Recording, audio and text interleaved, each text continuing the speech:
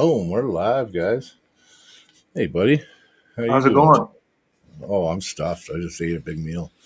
Oh, I was just trying to ram down some food before we started because I was starving.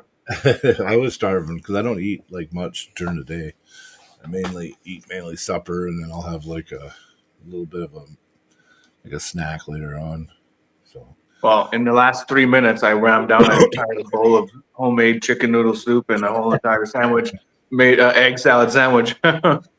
yeah. I had steak and ribs and broccoli and cheese, and then I had mashed potatoes and what else was there? Oh, there was some jalapeno cheddar smoky in there too. So Ooh. yeah, yeah, No, yeah. I think the impressive feat for me is that entire bowl and sandwich in 3 minutes. That's pretty impressive. Yeah. So we are gonna have. Yeah, I know. I didn't go. I know that I didn't go. I didn't quite go carnivore yet, Drew. But I did eat a lot more meat than anything else. Yeah. So I'm trying. I'm trying. I'm gonna. My wife isn't on board though. She thinks it's stupid, but I'm gonna just tell her, hun, like she thinks it's gonna be too expensive if I just eat meat all the time. But It will be really freaking expensive. yeah, yeah. Hey, yes, we got Drew in the chat, Christian in the chat. We got Landis IRL, Killer Cat, Michael Seabrook, um, Carolyn Looms.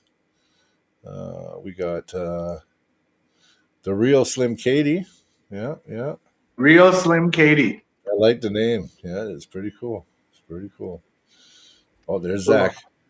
There's Zach. Oh, and he's gone. and he's gone. I thought he was like, hi, see ya. He said he'd pop in. He did what he said. Don't get it. Uh, oh, there he is. Let me see. Oh, I like this with the way the chat is shown on here a lot better than the way it was before. It just keeps changing on its own. I'm not doing it. It Oh, just does it. Yeah. well, like So you still be able to completely, like it doesn't shrink the camera at all. It just everything's perfectly it's visible. transparent without a border. How's it going, Zach?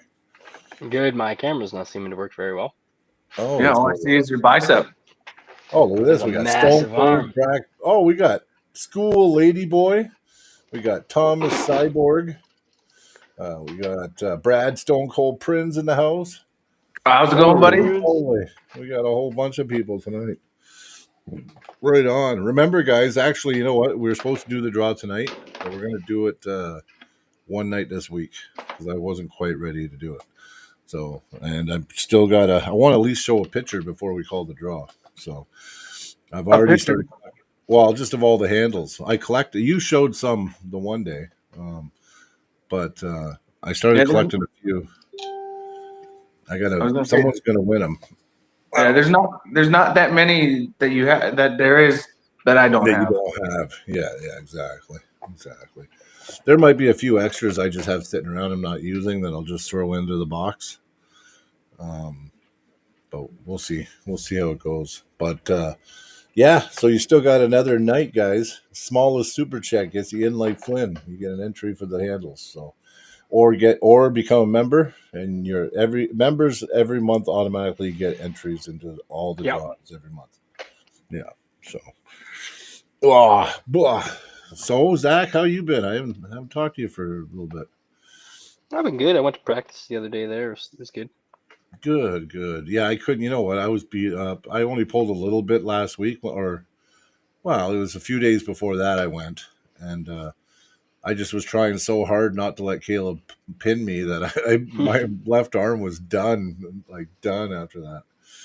Yeah. Freaking, my practice mat was just beating up my left arm. Oh, I had toothaches, buddy, in my left. It was like stupid. Oh, Luke's in the chat. Hey, buddy. Luke. Is that Luke? Is that Montana Luke? Leverson, I'm pretty sure. Yeah. No, No. that looks like I thought Saskatchewan. Leverson. I thought Leverson. That's not Leverson? Yeah. Okay, I don't know who that is. No, Leverson's somebody else. Yeah. That's the Leverson's the Saskatchewan Luke, isn't it? This is that's Luke. Yeah, the guy. That's Luke Leverson that just commented. Oh, is it? Oh, Yeah. okay. Well, it usually says Leverson, not Luke. Yeah, see, he's He's throwing more me chill. for. He's more chill now. Oh, he's more chill. Okay. Made some changes, but it messes He's me up. scared So I'm gonna don't do beat that shit Nathan, anymore, so okay? he can't put his full name. Doesn't Yeah, want people to yeah. know he's supporting the wrong guy. Oh yeah. Well, hey, Sylvester Stallone in the house. Yeah, Stallone. Nice. Yeah. Did you guys? Well, I mean, last weekend we had the Iron Core and everything, and Yeah. we talked a little bit about Tough, but I mean that's been blowing up this week. It seems like Jason's had 2 or 3 podcasts that he's talked on now about it, and Team Calgary got posted. So Yeah. There's in some of the weight classes, I think that Alberta needs a little bit of revision, but so far, like the 205s and the 242s, I think that's a pretty solid group. And you know what? Even the lower weight class. What's the lower one? 176? 175, I believe. 75? So yeah, those three. I think the supers need a little bit of work, but besides that, it's pretty solid. Oh, Deadly Dale's in the chat too, but you're just listening with Brad's. Okay. Well, now we're Ah, short of you. Now, see that cuts our viewership in half, man. You got to both be on it. Yeah. Dale better be It's eating his good. weenies, getting ready for next year, because I'm gonna rip that arm off. Oh, Dale's thinking about you. Don't worry. Don't Especially worry. that showing after with Jason Shaw. I don't know. I'm just Yeah. bugging. Well, Jason did level Bugging. up. He was a lot stronger than I thought he was going to be. I think he surprised everybody, Jason. So, I know, but I gotta give it to Dale as much as I can because he likes to give it back. oh yeah, no, for sure. Oh, we got Randy in the house, 98%. Hey, brother. Yeah, yeah, I know. I call it. Oh, favorite. I got my favorite fan. Well, I don't know now. He's mad at me because I, I'm rooting for you, Zach, in your match. So he's pissed. You Yeah, he said heard I'm a what I was traitor. saying. He called me a traitor. Yeah. It is what it is. Well, yeah, I can't go against my bro. My bro, no. I mean, I'll Yeah, you always. can't expect someone to go against their fellow podcaster. Yeah, that's tough. I know, Nathan. You got the standards really high, buddy. Like, I'll do my best to make it up to you, though. Yeah. Anybody? No, I can't even say anybody else. Oh, Tim wants to win those handles. $2 super chat from Tim, and he flexes it up. You just better pull. Yeah, you better pull good against Luke. I got you winning, buddy. I think you've closed the distance. You got to just go in confident. Just go in, be like, you know what? I haven't beaten him, but he can't beat me right now, and just Yeah. fucking beat him. Yeah. Actually, I got a question. Do you guys know of any of the other super matches having at Mayhem? I know there's Zach and one of the Leach brothers, and then me and Connor McKenzie. Who else is there? I might not be anybody else. They usually only do a couple before for Mayhem. So like Jason doesn't like to do a lot because the tournament's so long. So there might not even be another one. I thought there was. There may be. I don't know. I never heard. Yeah. Tim says that's my 100% mindset. Well, you know what? That's good, Tim. And not only that, you've been progressing, man. I've seen you pull. I've seen Luke pull. You actually got a lever advantage. I'm sure of it. His lever looks short to me. And Tim, you know what? I think you could develop a good top roll. I mean, I know you like to bang inside, but your arm's long enough for your weight to top roll for sure. Yeah. Ow. What do you think about that match? You think Luke's the favorite, guys? Just because he's always beaten Tim, or do you think Tim's got a chance against Luke? From what I could see, Luke's only been getting better, and probably same with Tim. Yeah. So if right now I have it near 50-50, but I'd have probably be like 55-45 for Luke. Yeah. Well, just because of history too. Yeah. Well, big thing is Luke has like a range. It's hard to explain this just without visualizing, but he has a larger range of style to pull in. Yeah. Where Tim is right from what I know, has a smaller range. So he has to get to his spot where Luke kind of has a few spots. You know what I mean? Mm-hmm. Yeah. Yeah, Tim's not as versatile, but if he's been working on that can make a there's difference. Leverson. What's up, Leverson? So maybe the other Luke was Luke. No. Or is Leverson? You don't got two names in here, do you? See, now you screwed me up, Zach. I think he does. Leverson just messaged, I think and he then does. Yeah, he does have 2. I'm pretty sure. Okay, you're just fucking with me. Yeah, thanks, Luke. We got Jaron Blackmore in the house. Hey, brother. Jared Blackmore. Yeah. There's a good puller right there. Jaren's got a point there. Luke's got a better hand. Yeah, and that's kind of where it goes. Where Luke can, as long as Luke has some sort of hand control, he's in a match, right? Yeah. Doesn't need all of it, just needs some of it. Well, Tim's going to have to come out the gates and explode, and he's going to have to fight for everything in the setup. Not take anything crappy, for sure. Where are these matches happening? The Armbender, I believe. Yeah. I think that's an Armbender match. Yeah. So Okay. Who that should be versus who? interesting. Luke versus Tim. Yeah, Luke and Tim. Yeah. Is there any Red Deer guys on the Armbender this year?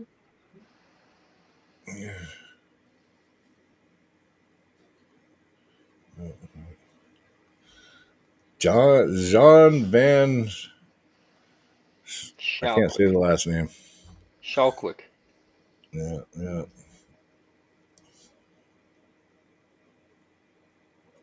Were you at Ottawa's Open? I don't remember being there. I don't. You might have mistaken me for somebody. Yeah. All right, it happens. There's a lot of tall, bald guys at that pole. Jaron Blackmore's going to be at Mayhem. Nice. Yeah. He could cheer me on. That's awesome. My corner man. Oh, see, this is why I'm in Tim's corner, man. $5 super chat. First round top roll. Second round straight side pressure hit. Third round suck him into a hook and show him who's boss. I'm working hard on my outside game. Nice. Awesome. See, that's confidence right there. Yeah. You got to be confident. You got to go in there and say, you know what? I'm just fucking going to kick your ass. Good plan, too. Sometimes if a guy figures you out, he can get a bite and win. Sometimes if you're all over the place and he never really figures out an angle, you can kind of just mow through the guy even though he maybe would have beat you. You don't give him time to get anything. I've done it before. No, that's good. Yeah. And it looks like you've been taking the arm wrestling really serious, Tim. So I hope that I'm rooting for you anyway. You're you know what? You support the channel. You're always here. You super chat. You help us out. I'm rooting for you, 100%, brother. It's a very good match. Good match. I wish I could be there in person to watch it. Yeah, that's no worries. You know what though? I really do want to go to the Ottawa Open, man. That's like the shit right there. You know? Like, that's fair, brother. That event is fucking awesome. Like, you know, and actually I had planned to go this year, but then I got injured. So we need to get a bunch of those Ottawa guys to come down here again. Yeah. We're Jean Van Schalt. Well, I can't even say I can't pronounce the last name. Where do you pull out of? Do you pull near Ottawa, like with the high hookers, or? Let's see here. So we do have Dion Wilson coming on. So. Oh, nice. What day? Do you know? He just said he's going to be a little late. He just messaged me. Oh, today. Okay, cool. Yeah, today. Yeah, no, today. Yeah. I was going to say what day? Yeah, no. Well, you know who we got Well, we're gonna do a weird one Thursday, and I know it might not everybody can make it, but we got Jordan Weeb on Thursday. Oh, nice. I hope I can make it. That might work though. Yeah. Well, we'll see. Hopefully. But yeah, Jordan Weeb's coming on. Can't wait to talk to him. He's really pumped about making the Tough League. So I mean, the team got posted, and he got a spot on the team. So. Yeah, he's in the 175, right? 205, I think, wasn't it? Or was it 175? Maybe it was 175 because 205. Yeah, it was. Yeah, he's 175. Yeah. I was going to say Mason Victor and Eugene. Eugene is 205. Yeah. No, you're right. Yeah. So I got to pull Eugene and beat him. Okay. I'm with the High Hookers gang. Nice. Second year, my arms are sore as fuck, man. Join the club. First 3 years, your arms are going to be sore as fuck. Just like it. Learn to love it. I was gonna say I've been doing it for almost 6 years now, and I just changed up how I'm training, Yeah, and my arms are sore as fuck too. yeah. I think it just comes with the territory. I think if you're going to be a serious arm wrestler, you just learn to deal with being sore as fuck. Yeah. Well, on my left, I've been getting some tennis elbows, so I've been doing a lot of back curls, Yeah. and then like Giannis' whole video on how to work out tennis elbow, and I've been doing the So I'm doing JM presses, everything in the reverse. Yeah. and now right now rubbing on the top of my forearms. Oh my god, it's just sensitive the whole way. Yeah. See, you know what? I'm kind of bitter about the high hookers because my old nickname was Big B, and then I joined arm wrestling, and everyone's like, "Well, you can't be Big B." I'm like, "Why?" Because there is one already, and I'm like, he doesn't even fucking arm wrestle. I never even see him fucking competing. I'm like, how about me and Big B fucking arm wrestle for the nickname? But you know what? I got given a new nickname, so I'm just gonna ride with it because it's starting to actually sit okay now. I've accepted judge? it now. The judge, yeah, it didn't it sounded weird for a while until it didn't. So, Hey, how do you think I felt about Mighty Mouse? yeah, Fucking hated it at first. Yeah, but it's sticking. Ryan Boussier in the chat, guys. How's it going, Ryan? Yeah, he came on the pod last week. It was good having him on. He's But at the same time, it's pretty hard to get rid of a nickname when Matt Mask is the one that gave it to you. Yeah, and you might as well keep it anyway then, right? Yeah. I don't mind the judge. I mean, I even got this thing when if I ever make the tough league and I'm on there, I'm gonna run at the camera after my pin and I'm gonna be like, "You've been judged." You got to come out with a gavel. Yeah, that's what I should do. Come out with a gavel. Yeah. No, you're right. I should. I'm gonna have to get one made. Have a judge, you know those cloaks that judges wear, but have it so it's like the one sleeve's cut off. Yeah. And have a big gavel in my hand. Yeah, that would be kind of dope. Yeah, probably. And I'm going to be huge and shredded by summer. So, deadlifts to prevent my arms from going straight anymore. It actually works. Yeah, you know, someone told me to do deadlifts with Steph Rue. He said because I was trying to lose weight and I don't really like doing a lot of cardio. And he said deadlifts attack your whole nervous system, so you'll actually lose weight everywhere on your body. So I was like, okay, maybe I'll try it. And I did do it for a little bit, and then I stopped. So I got to get back on it.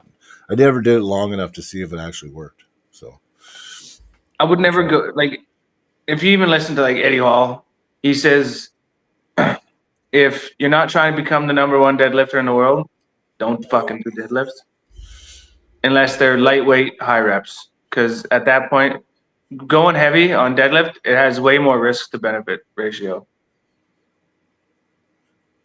That's why I keep thinking Jean-Claude Van Damme. So you know what your nickname would be? Quick would be Van Damme. Yeah, that'd be tough. I'd be like Jean Van. Yeah, damn. Yeah. Love your channel, guys. Been a fan for some time now. Thanks for what you do. Yes, well, thank you for fucking being a fan, man. You know, I found out we have a lot of new fans, right? Like that, you know. And if you're listening, yeah, don't be scared, man. Fucking type to us. Let's talk. Yeah. Because there's been a few people that have said they watched the show for a long time, and I didn't even know because I never see them in the chat. So it might be because they watch it like after the show's done. So yeah, I like to know who our viewers are because it's kind of like a family, right? At the time, I was still just the fill-in member, and when we went to nationals, there's people still coming up to me as a fill-in member, going, "Dude, we'll be watching on the pod. It's awesome to see it." Yeah, exactly. Lucky's in the house. The Lucky Ones podcast. That's, you know what? They're a lot like us. They're just chicks. Yeah. Are you saying that we're just a bunch of chicks on? Well, they just shoot the shit and hang out, like kind of like we do. Right? I know. I thought I was. Yeah, but yeah, go check them out if you haven't seen them. Go give them a like and a sub and help out the channel because they're good people. Is Zach still here? Yeah, I think so. I know you can't tell because all you see is this big, huge, I'm gigantic here. bicep. My I think bicep I is gotta too change my big. screensaver. Look at his bicep drowns out my whole body.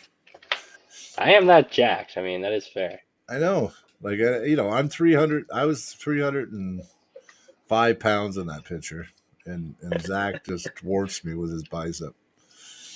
That's you in the background? Yeah. That is, yeah. I always try to put something that's You can tell by either my finger us tats. for the Right? club or something. So, Yeah. Oh, yeah. Okay. gavel. The gavel. That's like the Yes. gavel is basically like a what do you call that? Where you come forward and press pile driver. Oh yeah, I like that. I like that. Well, The right gavel now would just my be like a elbow's pile full. driver, you know. Yeah. I kind of do that. I kind of come down like this when I pull, Yeah. but I do always pull it back, right? So I like that though. The gavel. The judge gives him the gavel. Yeah. Oh, he's going for the gavel. Ladies and gentlemen, my surname is Dutch. Okay, that makes sense. I'm part French too. I just never was brought up French. So yeah, part of my family was French. I almost had a reaction and said something, but I'll keep that. Well, my last name is Parliament. It sounds kind of Frenchy. Yeah. I had a French teacher one time pronounce my last name Sluget. Sujet. And I was like, that's not how you say it. No. Plug it. Sluget. That's a good one. Yeah, that's funny. Jason Shaw. Hello, Cody. Oh, Jason wants you now, Cody. Yeah? Okay. Any day. Yeah. That'd be good. I'm just bugging. I don't know if that was a call out. He just said, "Hey, Cody." I know. I see it there.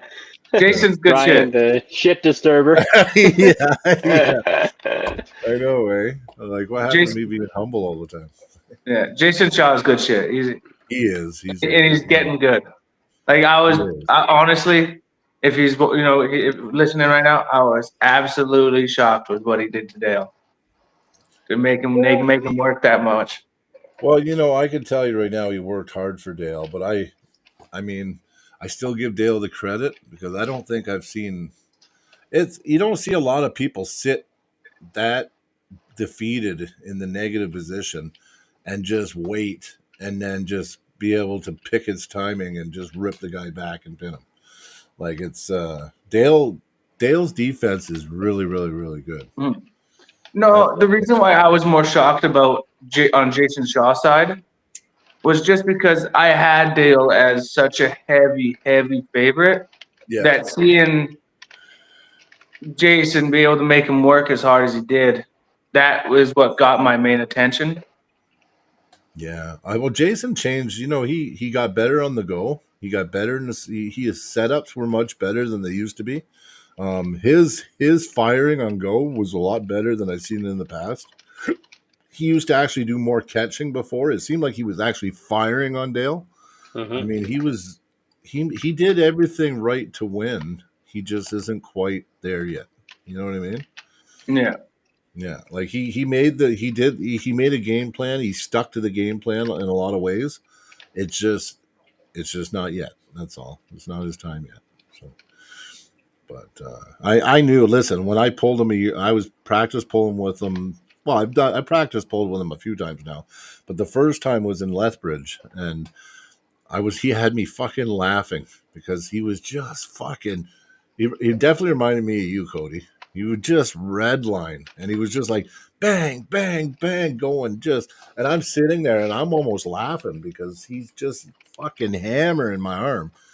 And I said to myself, if this guy figures it out, he's going to be pretty damn good one day. Because I could just tell he was strong, but he wasn't hitting me right. You know what I mean? I don't know if you remember, but it was at one of your tournaments. I was having a really, really, really off day, and like I think I won one match out of the whole tournament. Like it was just a Damn. bad day, and Jason Shaw got a pin on me. Oh, okay. Yeah. I think it was in the final one where it was like all the competitors going one round elimination or something like that. Yeah. I don't know what was going on with me that day, but I think that was my worst performance in the last four years. Like it was bad. Well, Jason says Dale is just strong. Laugh out loud. Yeah. Well, like one thing I will say is that if you want to get strong, come to the dungeon, and that's The a plug for dungeon. it's a plug for the dungeon. But I'm telling you, even myself, I started getting a lot fucking stronger when I started training. Like when the three of us, and well, there's four of us sometimes, but a lot of times it's just me, Brad, and Dale. Yeah. And there's Dion. Boom, there he is. There Hey, he buddy. is. I don't know about this laptop, boys. I think I just switched rooms, so I couldn't set up my PC fast enough. So, That's fair. you guys hear me? Yeah. Oh, I yeah. hear you. Yeah, Killer All Cat's good? got it, guys. 21 viewers, 7 likes. Come on. Give us some love, please. We love you guys. So give it back. Yeah. How's it going, If you Dion? don't love us yet, that's okay. We're not begging for it. No, Well, we're how you not guys begging doing? for Pardon, what was that? I said good. How you? Can you guys hear me now? Yeah, we can hear you better. My mic was over there. Yeah. Yeah, I'm doing good, guys. How you doing? Good. Oh, we're doing pretty good. Heck How was your yeah. trip back from It's a big night Lethbridge? Yeah. Thanks.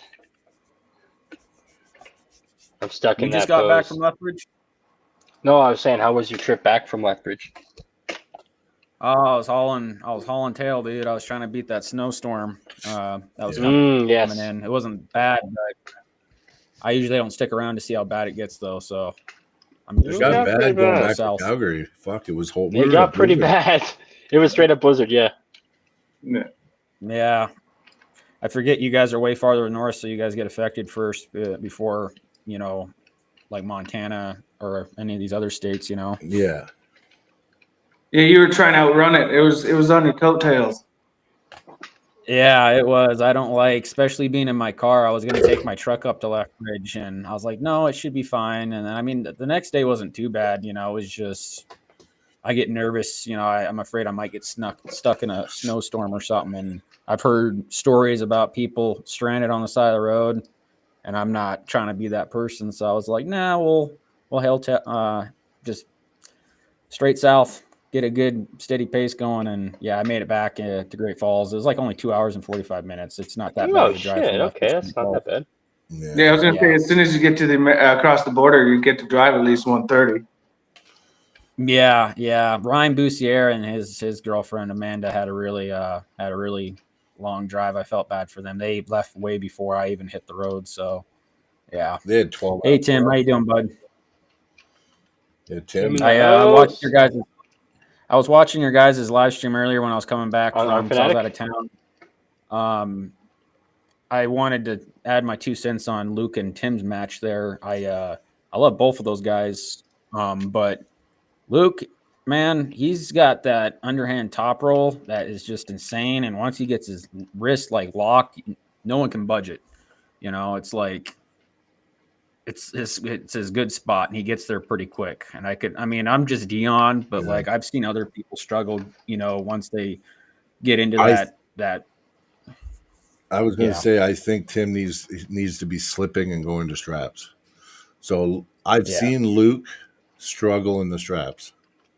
Mm-hmm. So, I mean, Tim, honestly, you're better in the straps. You'll get more bind and connection. And I think Dion's right. I think Luke's hand might be, might give you problems. But I've seen his hand be irrelevant in the straps. Like Cyborg got 1 pin on Luke in the straps.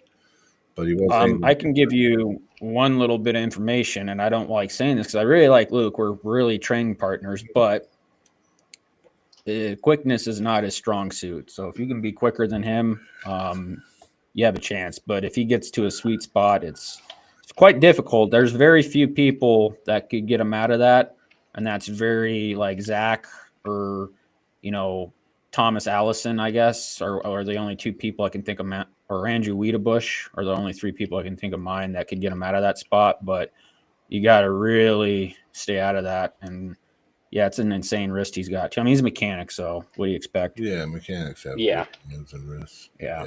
Pretty much all of them. Yeah, no, that's true. That's true. Oh, we got Henry. Henry's in the chat. Hey, brother. Henry. Yeah, he was. That guy's making millions off of bets, eh? Oh, I know. He's the bet king, but I keep getting suckered in because Matt's my good friend and training partner, pretty much, right? Like he's the heart of our club, so I have to bet him. Well, Matt's training specifically for him. Oh, So I know. I think Matt's going to come in there and be able to take him out. Matt surprises a lot of people, man. I mean, how many times has Matt ever been the favorite on the left? I mean, honestly, I know one time, Good point. one time. and it wasn't even in East First West. It was when he faced BLM? what's his next that Ole Danilov? yeah, that other Canadian guy there. Oleg, yeah. Ole Danilov, yeah. Oleg is special on the left, though. Yeah, he's special on the left. But yeah, Matt was favorite for sure, and he won. Yeah. We think Henry. We think he can win. If you guys want to bet, Henry is 100% in on Sergey. So if you guys want to try to make, but it's That'll be a good Oh, match. you're gonna That'll be get- one of the best matches for sure, guaranteed over that night. Oh, I think so. I almost Oh, Sorry. Go ahead, Dion. Oh, it's okay. I almost went to Switzerland for this event. I was very close to buying the ticket, but then it skyrocketed up. They had very cheap tickets from Great Falls to Switzerland, but the only downfall is I'd be spending overnight in Amsterdam, which is not a big old deal, dude. That's like party city over there, But I was going to say. It's almost a good thing. Yeah, I know. And I was all for it. And then I ended up waiting a couple days and it shot up like $400 was the fastest I've seen a ticket go up. But I was supposed to go to that Switzerland. That was supposed to be my first East versus West event I wanted to attend. And I've been to Switzerland before, like in a part of it. So it was just like, Oh, nice. that would have been perfect, to go. But I waited too long. I'll Travel. eventually make it to another.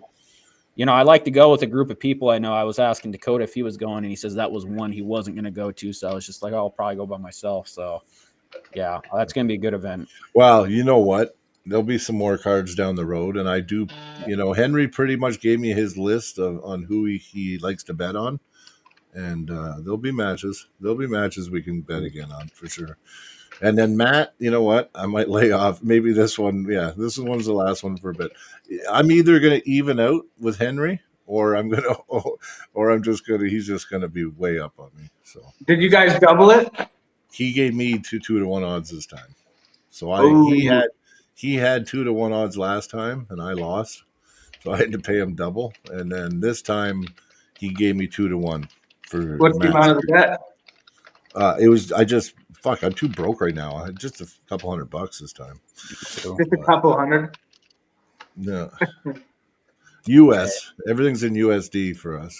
Yeah. dude, hey, man, you're going to be rich after that, man. Who Well, you betting? if I win, we'll be even because I Yeah. had to pay him $400 for a $200 bet last time because Philip Larson beat Matt.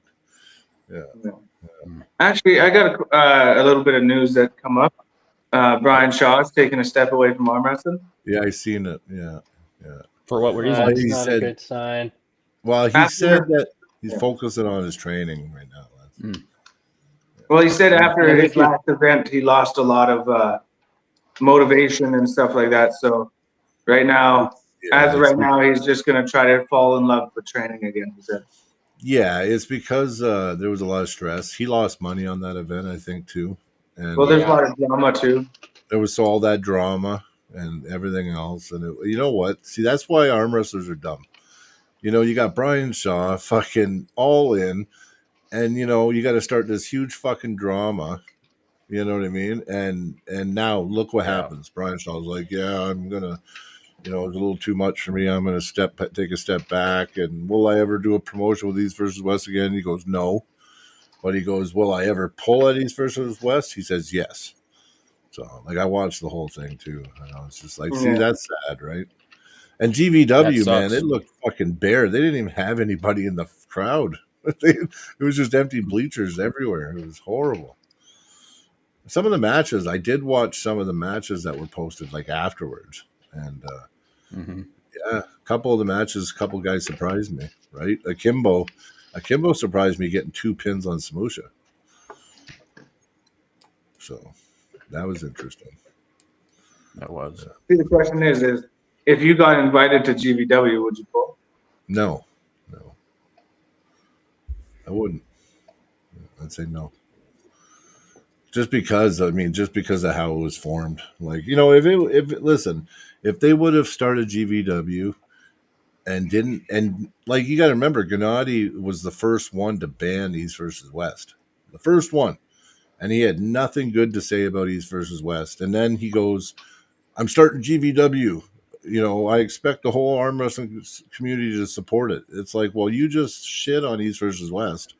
And now I'm supposed to, like, me and everyone else are supposed to support you with GVW. It's like, no, it doesn't work like that, right? And you know the way I am. I'm just solid. The people that are good to me, I just stay solid. I can't help it.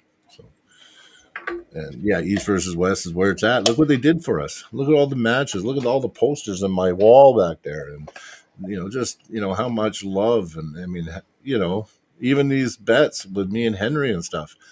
If it wasn't for East versus West, there would be no betting going on. There'd be nothing going on.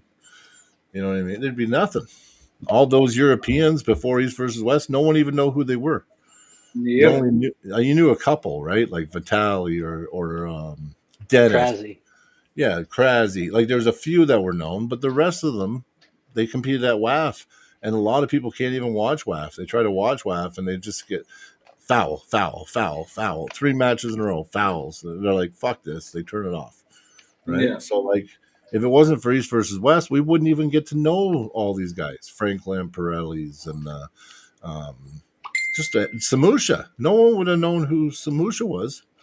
Now look, like, fuck, undefeated East versus West champion. No one's ever even beat him. Right? Now he's a legend. Yeah. Right? So, yeah, no. You got to respect what they've done. And you got to remember, too, Dexter and Robert are very nice to us, too, in the channel, too. Oh, you know what? I kind of go the same way as Matt, where he said he doesn't care where anyone pulls. Because you know what? At the end of the day, you know who you support the most. Oh, yeah. No, Like, it's I would true. 100% choose East versus West over GVW any day. But I don't know. I just Well, yeah, but other- if there was an opportunity and you couldn't, like, for me, it'd be different. If I'm good enough to be asked to GVW, then I'm good enough that I'll probably, if I'm patient, get a match at East versus West. Like, you know what I'm saying? It'd be different if if GVW just gets to the point where they Well, can't. everyone that wasn't Georgian pretty much was from the East versus West roster. Am I right? It was, well, yeah, all the ones, most of the ones So, I were mean- on the list that said they don't support, right? So you got to remember, look at Nugo. Nugo canceled his match 3 weeks out because he was like, "No, I got a championship match at East versus West. I got to honor that." So even Nugo, did the right thing. I like him, dude. He's I like a him too. badass. And he that's beat going to be a Matt. good match that he has coming up. Yeah. Yeah, I agree. Yeah. Petranco and Nugo? Yeah, that's I going to be don't- a good one. Oh yeah. To be honest, I don't know what you guys are all talking about. I stay out of all that big stuff. Oh, Honestly, I like okay. East versus West, because they've been established. They have 20, That's right. basically 20 plus events, Exactly. and they've been around for a while. And we got to see some cooler pullers and stuff, and go around. We've seen it in Las Vegas, New Jersey, Turkey, Florida, Denver. Yeah. Like all these cool places. Well, So yeah. I think they're cool. Oh Honestly. yeah. I like what they're I doing. mean, yeah, so. look at all these qualifiers now we can go to. Like, they're not qualifiers, they have these tournaments. I was going to say, I don't know if they're qualifiers, but Well, Yeah. they can use them though, right? Because the Yeah. people that crush at the East versus West tournaments are probably a honorable mention if it comes to filling in a slot down the road, right? So I mean, you got to look at it that way. And I agree, Ryan. Ryan says they'd always slow down the voice in the videos for the matches, and Yeah. it was like Satan talking. I didn't like it. I was like why are they doing that? Yeah, it was at But the end. it's hard to get hype for something if you're like, oh, you win a chance to maybe be a backup on a match Yeah. possibly in the future. Yeah, It's like, well, I'm not really winning anything, am I? No. Yeah, you can't call it qualifiers for anything if you don't actually qualify to pull on it. Yeah, if you're not qualifying, it's not a qualifier. It's true. But you know what? I Yeah. can tell you this right now. So if somebody went, like Sean's been almost at all of them, if someone went to all the East versus West that are in North America and competed in the tournament and repeatedly kept winning, they would get known, and they would probably get a chance. I'm sure of it. Yeah, but the tournaments that Sean are competing in are not actually qualifiers. No, they're not. They're not. And But you got to realize, up until a little while ago, it was Engen that chose every single card. So Yes. it doesn't matter what you were doing. It didn't matter. Didn't mean nothing because Engen, you either sucked him off or you didn't get a match. Like that's what. But Dexter explained exactly what they're going to be doing. They're going to be doing. You have to be a world champion. You have to have won a provincial, national, international, and then world title to be considered at East versus West. Which is unfortunate because only a few people can be world champions, but. Yeah, but he said that, but he makes exceptions. I mean, Ryan Bellinger never won a world championship at WAF, right? Yeah, well, no, but the point is, it's like it kind of makes sense if East versus West is going to be the pinnacle. Kind of has to be. Pretty much everyone has to be a world champion. Well, I mean, if you just never went to Worlds, but you're pretty much known in the world as one of the best in the world. I mean, I'm sure that's good, right? We brought that up to Dexter, and he was saying. Probably not. Like he was pretty adamant about it being like a structured system where there's like a clear route. I agree, but remember he also talked about farming, talking about having. If you're a social media thing, that's different, but it has nothing to do with talent at that point. You could be out of all the talent in the world if you don't have the social media. You know what I mean? No, I know what you mean, but he did talk about like down the road, trying to have some kind of farming, Like he even talked about like not a major event, more minor events too. He was saying that they might expand and have more events where not every event is on the same level. Is a high. It would be like the minor leagues and the major leagues, totally. Kinda. Like they know that there's going to be a want and a need for that area, so they why not jump in on it and try to fill that void before someone else does too, right? Because now look at Mac, they're starting to fill that void now. Because I was going to say at the same time, like East versus West has already had quite a few pullers that have not won Worlds. Like this is all post Engen, right? So this is everything post Engen I'm talking about. This is what Dexter. No, this is when Dexter was on the pod. I asked Dexter this question on the pod. That was his answer.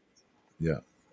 I don't know. I don't like the having to win Worlds because 99% of Worlds are all down in fucking Eastern Europe. He basically said you got to win like a North American title or Worlds, but a North American title is probably harder to win than Worlds. Do you know what I mean? Like depending on what Worlds you're winning. Yeah. So it's one of those things where.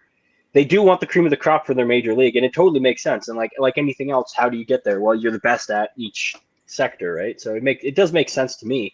It just kind of puts a damper on anyone who's trying to get into it because now you gotta if you really want to get real into it, you gotta wait next 10 years. You gotta wait like basically 10 years to get into it. You know what I mean? You might get in the minors before that if you're really good, but for most people, there's no way you're touching the majors unless you did at least 10 years. Yeah, Texas. Texas does another one. I'll go to that too, because as soon as my arm heals, I'm going to start going to these East versus West tournaments. So there's not many sports though that you can come into and have a chance of just going into like being pro at. Even especially at a later age. Like you can't go into football and be like, yeah, I only need 2 years and I'll be at this guy's level. It's very rare. Even if you're a phenomenon, like a phenom, it's very rare that you've never played and it takes you 2 years to get on their level. Yeah, but there's a lot more availabilities for advancement than there would be if like you have to win a Worlds or something like that because there's only one Worlds a year and one winner per weight class. Well, when the NFL Combine, that's the thing. Well, here's the thing: there's been 40 Worlds though, so they have a roster of a bunch of people who have won Worlds before. You know what I mean? Like if you've already won, it's good for you because you have a good resume. It's just beforehand. they didn't really have resumes for East versus West. It was if you had a big personality or if people just knew you were a great arm wrestler. Where now it's going to be more about you got to have proof that you're a good arm wrestler. I think you got to get to where you're a good arm wrestler and build the personality. Like Rickard Borman, he didn't go win worlds, and he's blown up now, right? And he's got. But he did win an international, like I was saying, like he did win the Intercontinental. Yeah, he won something, but then you got which is on par.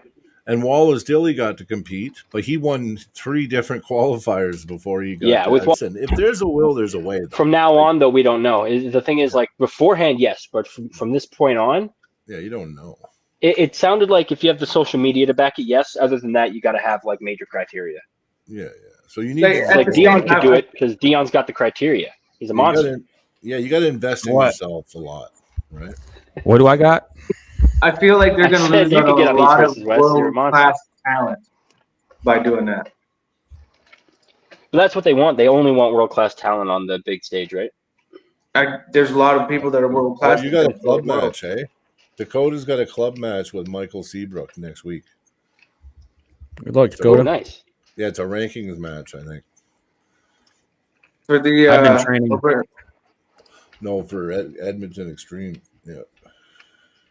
Is he an extremer now? Well, yeah, he left Red Deer. He's Extreme. He's at Extreme a lot. Yeah, he lives close to there. So he does both clubs. He does both clubs though. He didn't leave Red Deer. Same as Ali and Victor. They live in Calgary. So yeah, listen.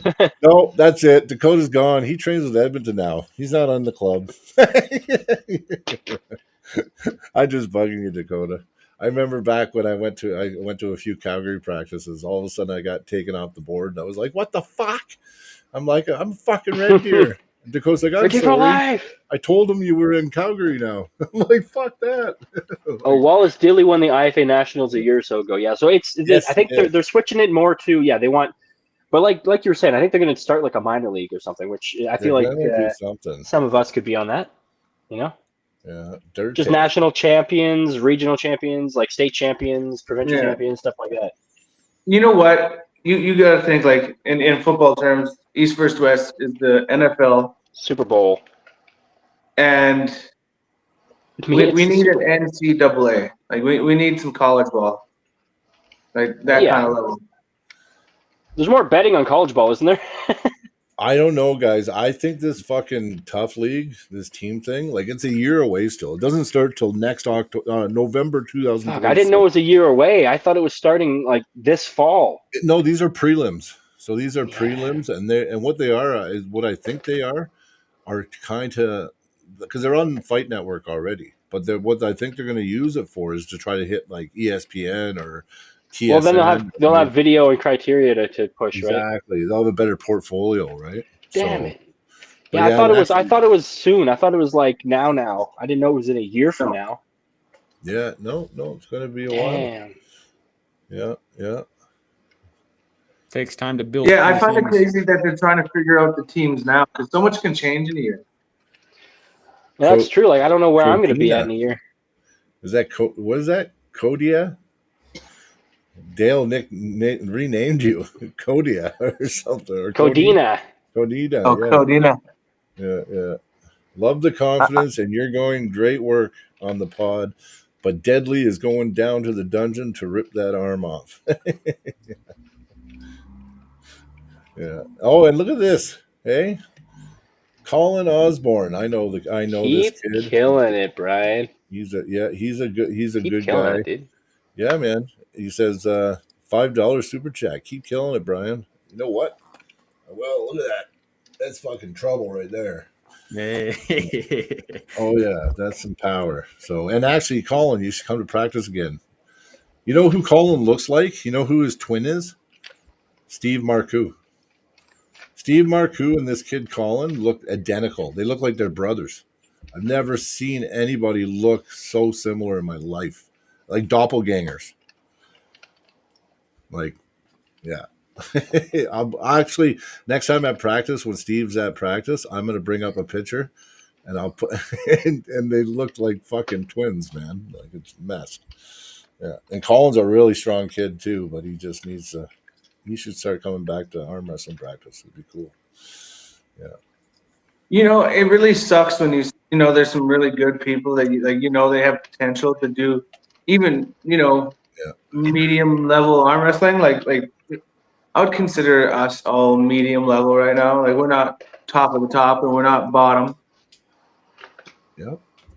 And then they just quit going.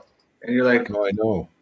all I that always, talent just I gone. know. And that's what I feel like too sometimes, like I'll see guys, well, because you know what? Because we all have lives outside of arm wrestling too, right? So sometimes life dictates, shit. But you know what?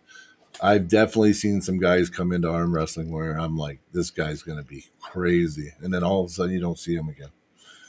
Yeah. Yep. And it sucks. It sucks. Yeah. And Brian, arm wrestling is life. Yeah, it's my life. I live, eat, breathe, and shit it daily, all the time. I'll never be away from arm wrestling. Like if I can't pull anymore, then I'll rest. Yeah. Well, I still ref too, but like reffing for me is I like reffing. I have actual passion for it. The thing is that it interferes with my arm wrestling too. So it's one of those things where the reffing is going to be more of a part-time thing, and the arm wrestling is full-time. I'll ref when I can for people, and then yeah. Right now is a good time to get me to ref at events because I'm injured, so I can't really pull right now. So. I'm getting some personal messages here from Zane saying Zane that I Lewis? should call out Mason. Mason. I don't Mason know. DeRozan. That's a weird match for you, man, because you know what? Mason beats all kinds of people stronger than him. Yeah. I don't think I think I'm heavy underdog for that one. You know what? If Mason's no, because Mason pulls different. Well, I think you are too. Only you would have to train with Zach like twice a week, and Zach you would have to try to and Zach replicate Mason's move on Cody. I all could the try, time. yeah. Yeah, you could, Zach. You're somebody that could do Mason. If Cody took the pad away, I could do it, yeah. Yeah, and then just because that's it. Because that's a rough move, man. It's so choppy and bone liney and fucking fast and torque. It's just everything all at once. You know what I mean? I got a question for you guys. I didn't want to interrupt you guys. So what I heard Mayhem in the mall, but what is everyone prepping for, towards the end of the year here? Oh, well, pretty much. I'm prepping for a super match against a guy named Connor McKenzie. He's ranked number 2 in all of Alberta on the left arm. Yeah, he's good. Nice. He's good. And I'm ranked 4th. Oh, nice, man. Jaron, to answer your question, I'm going to something a week before that I've been wanting to go to that's very important to me. I'm going to Texas State Championship this year because it's in my old hometown that I lived where I did college. It's in El Paso this year, so I'm really excited to go down there and see what the 154 class is. Nice. I get to meet Billy for the first time. Really Billy excited to chat with him. Right? Yeah, really excited to meet him. But Texas State is a very important tournament for me for closing the year off. I've been doing an actual training camp in Eaton.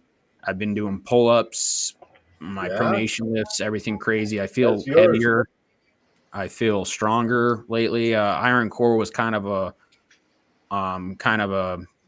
testing thing. It's a phrase they say you kind of have to fall before you run thing. So I fell in Iron Core, but I'm going to run in Texas State. Hopefully I'm not trying to get too overconfident because I don't know who I'm going to be facing down there. So it's like, so I'm excited. I would go to Mayhem, but I like to go to warmer places. So I won't be making it to Mayhem, unfortunately. Yeah. I don't blame you there, man. Yeah. And I mean, this is my second year missing it. And I mean, all I can say is I'll eventually make it up. I will. I don't blame you. I don't blame you at all. And that Billy Ortega guy, I like him. He's a good you know what? He's a good promoter. He is. He does all that. He's the one who organized the East Texas versus West. He's Texas arm wrestling. Yeah. He's a good guy. He was on a podcast with me last week. It was really good too. Yeah, I remember talking to him on a podcast too a while back. There was that 98. He's a pretty good guy, and He's the whole organizer, right, of the Texas League, right? Okay. Yep. Yeah, he's pretty cool. I was just talking to him because they do the thing I like what they do down there. So they have 3 classes. They have the pro class, the amateur, and then the novice. The novice is only for first time guys. Doesn't matter if it's your second time, your third. It's only first times. And then he was going off of my stats. I barely made it into the amateurs, like for mine. And then if I was over a certain amount of points, I think it's like 1,500. I think.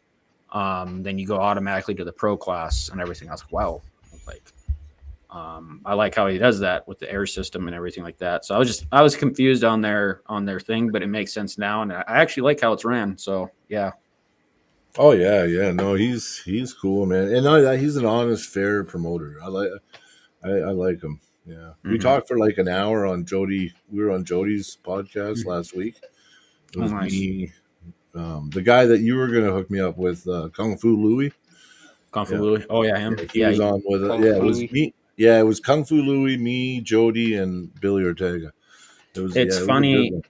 It's funny how you know all your friends in the arm wrestling community, because just for me knowing Lewis, dude, he got me free straps made for my last event just because of mutual friendship and everything. And they're good straps too. Zach got one. Yeah, I had a bunch of people still asking me for some, and they're all gone, man. I only got like I think 15 of them, but I know who to hit up now. Yeah, Kung Fu Louie. Yeah, there you go. Yeah, no, it was Kung Fu Louie.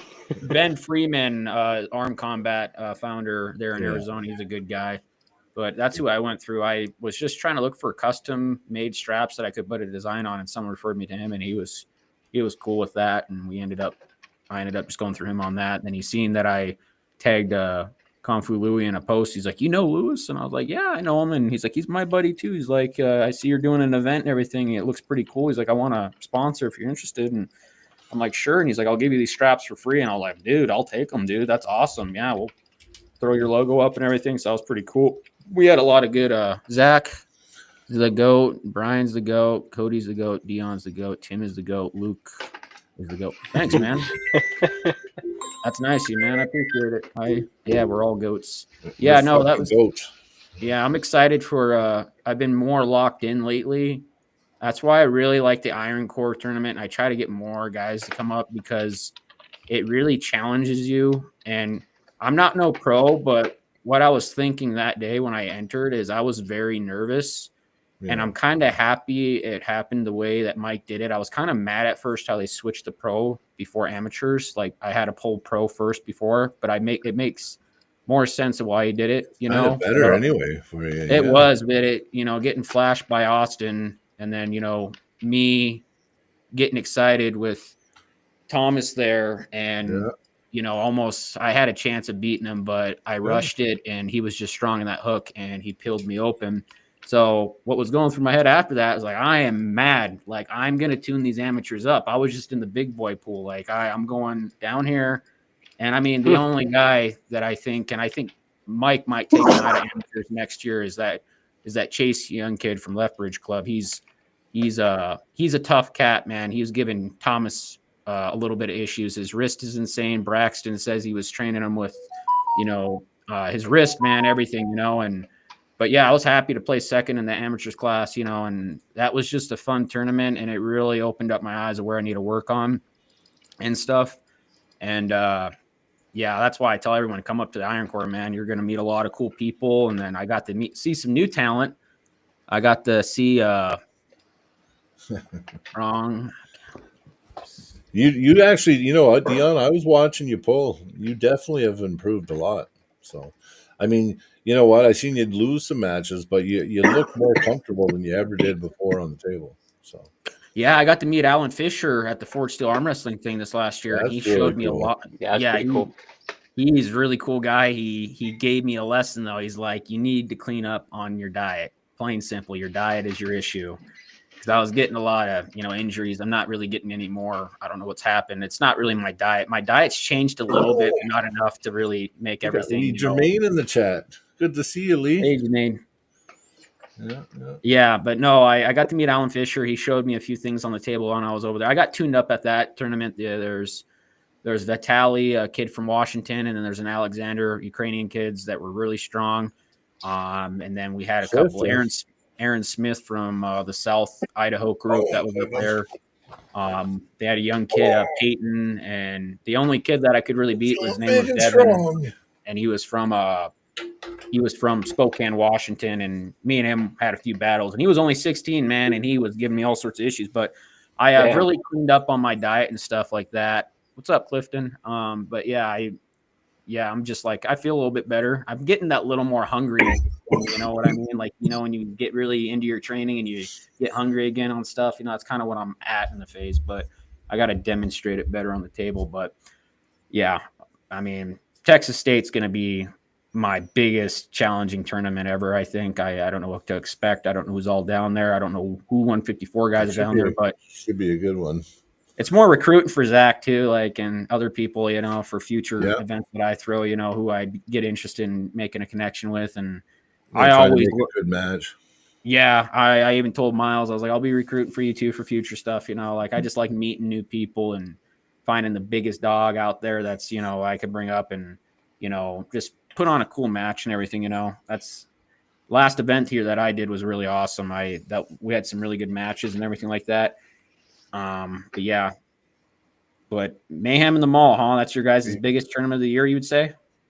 Of Alberta? It's some years it's definitely the biggest. Like they've had, I think they've they've had up to 700 entries there in the past.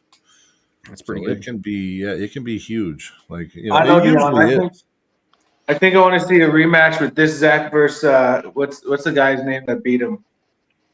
Tupper. Oh, Garrett Tupper. Yeah. I would like to see that run back. We're building them up to that. I have overall 154 of Washington or a guy from Louisiana, or I want to see who's in Texas also. Like I want to get some different faces up here because I've realized a lot of it.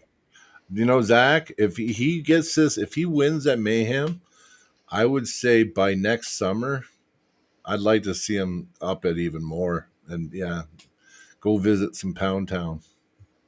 Who's that? Palco. Or Palco. Oh, yeah. That would be awesome. Yeah. Kevin Roy wants a match with him, too. A lot of people want the Whisper to come up, too. There's a few matches people are wanting. Kevin Roy's a little heavy, though, right? I mean, 176, yeah. Yeah, but Palco pulls 154. Yeah. Oh, he does? Well, I didn't know that. I thought he was a 165 and up guy. But no, I'd like to do that. That would be a good match to set up. I think him and Kevin Palco would, Zach and Kevin Palco would be a really good match too. I think so. Yeah. I'm not going to say who, but I've had some people tell me that the Whisper is kind of weak. I've heard a few. Not as good as the. Well, he's popular. He's more popular than he is good. Oh, he's never going to be as good as you think he is. You know what I mean? Yeah. I've heard that too. I don't know. I just think it would be good for whoever faces him. Really spark. It'd be good. It would bring a lot of eyes to it. Yeah. I'd like to get more like influencers or not influencers, but like guys that are very popular, like Kevin Palco, Whisper, other guys that have a good YouTube. For guys that are still like. Because Zach's actually getting well known, dude. Like national champion, and then beating Broughton here this last one, man. Damn, I've lost count on that match on how many times I've lost count. Past 8 times I've watched that match, man. That was a damn good match. And no, it's just cool to see someone grow along the way. It's cool. Like everyone, Dakota had Ryan Boussier on. Dalton Waller is another one, and then just people, have it on, so it's cool. But I have a few matches in mind for I've kind of announced it already. We'll be doing our first Canadian show next year, August 29th in Cranbrook. Jaron Blackmore, man, came in clutch in their local bar venue there. I guess he showed them and they're very interested in having that over there. So that Cranbrook's not that far from here, man. I heard, and I heard it's beautiful. I heard Luke Smith even said you should bring your tents when we come out there and save just camp out. Because it's beautiful out there in August time. So I'm excited. So that's kind of a confirmed already. I'm going to start building. Ben Souls lives out there. I would. You know what? I hope I can make the cut for that one. I'll see if I can stay at Ben's house, and I'll come. I can camp out in Ben's yard, maybe. There you go. What up, Zane Lewis? If you talk to the buddy I pulled, I'm drawing a mind blank. But who did I pull again? Jordan Spindell. Well, Jordan Fidel. There we go. Sorry. Yeah. Sometimes I just lose names out of my head. But he was Yeah. saying that he has a training partner that wants to face me left hand now. I'm trying to think. He never said anything to me. I already got a couple matches in mind. I want to see Andrew Wiedebusch versus Luke Smith really bad. Some people say that Luke Smith would run through him, and some people say, and I just want to see it. Zach beat him in nationals. Well, that's what I was telling Andrew. He thought Luke Smith was higher level than Zach, and I said no. Zach beat him at nationals, so it's a good level for because Luke's Andrew good lost. though. Luke's really good. Yeah, he is, but I still want to see it. That I just think it'd be a good match. And Andrew's all for it. He doesn't care. He just wants to face someone good. So it's different, two different style pullers for sure. Yeah, I think Andrew could do good. It's hard to say. It's hard. I remember Right the arm, name. you mean? Right or left? Right arm, you mean? Right.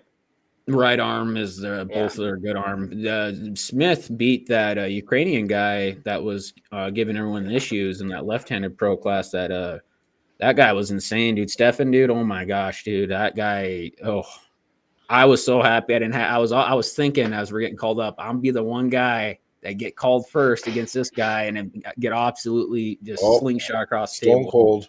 Hey Dion, get Stone Cold a match. I know. I want to get you someone good. I think you deserve someone high level now. Cranbrook's all our stomping grounds. Fuck. Yeah. I got a lot of good matches. Me and Miles. Miles has been kind of my board guy, helping me with potential matches. Nice. I do want to bring some really big names up because obviously we're 0-3 against you guys. So I think it would be like and it's cool coming over to your guys' neck of the woods. Like it'd be cool if you guys got a win up here. Yeah, it's overdue, right? For coming up to you guys, right? So this is just awesome. Yeah. And then I talked to Dale too on getting him a match. I'm still building. I think it might be a 20 match event, probably a big event, probably. And I want this because Jaron says he could get that entire place packed, like more packed than my other events. For sure, dude. So I really, and also I'm getting I have an official. I can't say too much, but it's a mold, but it's a really badass like custom mold trophy. Oh, nice! That will be it'll be the official new. Give me and Chuck a rematch. Yeah. You and Chuck a rematch? He wants to rematch me on the right. Yeah. Oh, really? I'd be interested in putting that up. I want to do Jordan Sill against Dustin Houghton. That would be a match that I want to see. Dustin. Dustin told me that's what he wanted next for his next left hand, though, right? Yeah, left. Oh, yeah, that's his good arm, Dustin's arm. So that's what I would want to do. And then, hey, Dion, I remember the name that Jordan Spadell was saying was Nick Mode. He wants to see me against Nick Mode. Nicholas Mode. Nick Mode, dude, is a big fucking guy, dude. Like he is. He's strong. He's 220. Yeah, he's in his 220s. Oh, okay. He did a big cut. No, Nick did a big cut down to 220. Yeah. Yeah. We actually sponsored him. We sponsored him recently at an event. That's cool. Yeah, Nick, I've talked to him. He's a good guy. I thought he was still heavy, but I'd be interested in getting him. He was I wanted to get him and Sean Croft a match one point, but things weren't adding up. Everyone Cody and him have already talked before, I think. I've talked to Nick. Because he messaged me because he wants to get revenge because him and Jordan Spadell are training partners. Hey Dion, rematch with Niles Anderson. Yeah, we can talk Niles about is a that. tough one, to get. He just made number one of State, Ohio, which is pretty cool. I thought he did. Nice. He did. Yeah. No, I'd have to talk to him and see what his schedule is. I'm having issues with funding for these events still, and I know it's bad, but Dustin thinks me and Chuck should pull again too. Yeah. Yeah, Dustin. Yeah. Chuck and you I'd like to see a rematch. That'd be cool. If you guys were wanting it and everything, if other people wanting to see it. I told him anytime. I'd pull Chuck anytime. Yeah. On the right. Yeah, Chuck would probably beat me on the left. On the right would be good. But no, I wouldn't mind having Nick Mode. That'd be actually a good match. I'm trying to get some more different names up here. Jaron, Blackmore. Who did I have? I had someone in mind for Jaron. I forgot who it was now. It was an out-of-state guy. And I wouldn't mind beating up on another one of those Idaho guys.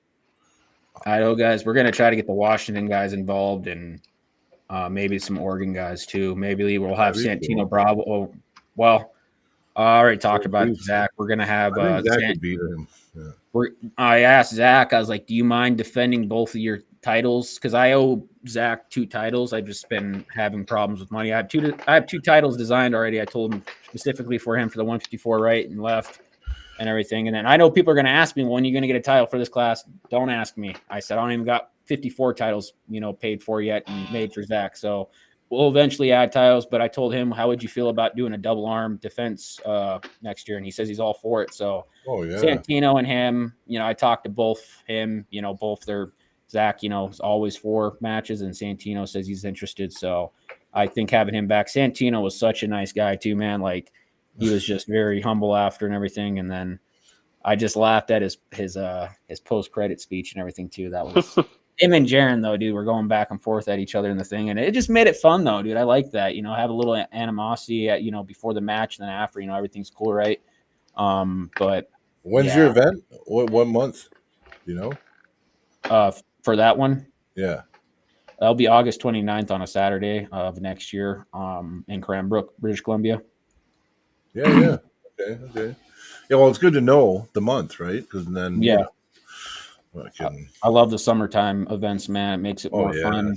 And BC's beautiful too. So. Oh yeah, I've been hearing it, and I've seen photos, and I just think that's the spot to do our first Canadian Armageddon show, and whatever happens after that, for future events, I'm all for it. It's just Jaron came in and helped me out a lot locking that down. I had problems with this January event. I'm pushing out more later into the springtime because it's cutting too much into arm bender promoting, and I'm a very firm believer on promoters etiquette. If you don't get into another promoter's way. So the venue I was looking at is kind of pushing it back a little bit too far. And I was like, yeah, we're just going to push this. And right now I got too much going on. We're going on an arm wrestling trip too in Cancun also. Anyone's invited to. That's going to be late January. And I got so much stuff going on. So that was the Armageddon. He'd like a match one day. Ryan Boussier would love to pull down with us. Oh yeah, we'll have a match for him too. He's been kind of a guy that's been an ambassador as well. We have everyone that's stuck with it. He's came up and really supported. 12-hour drive and he travels everywhere. That guy.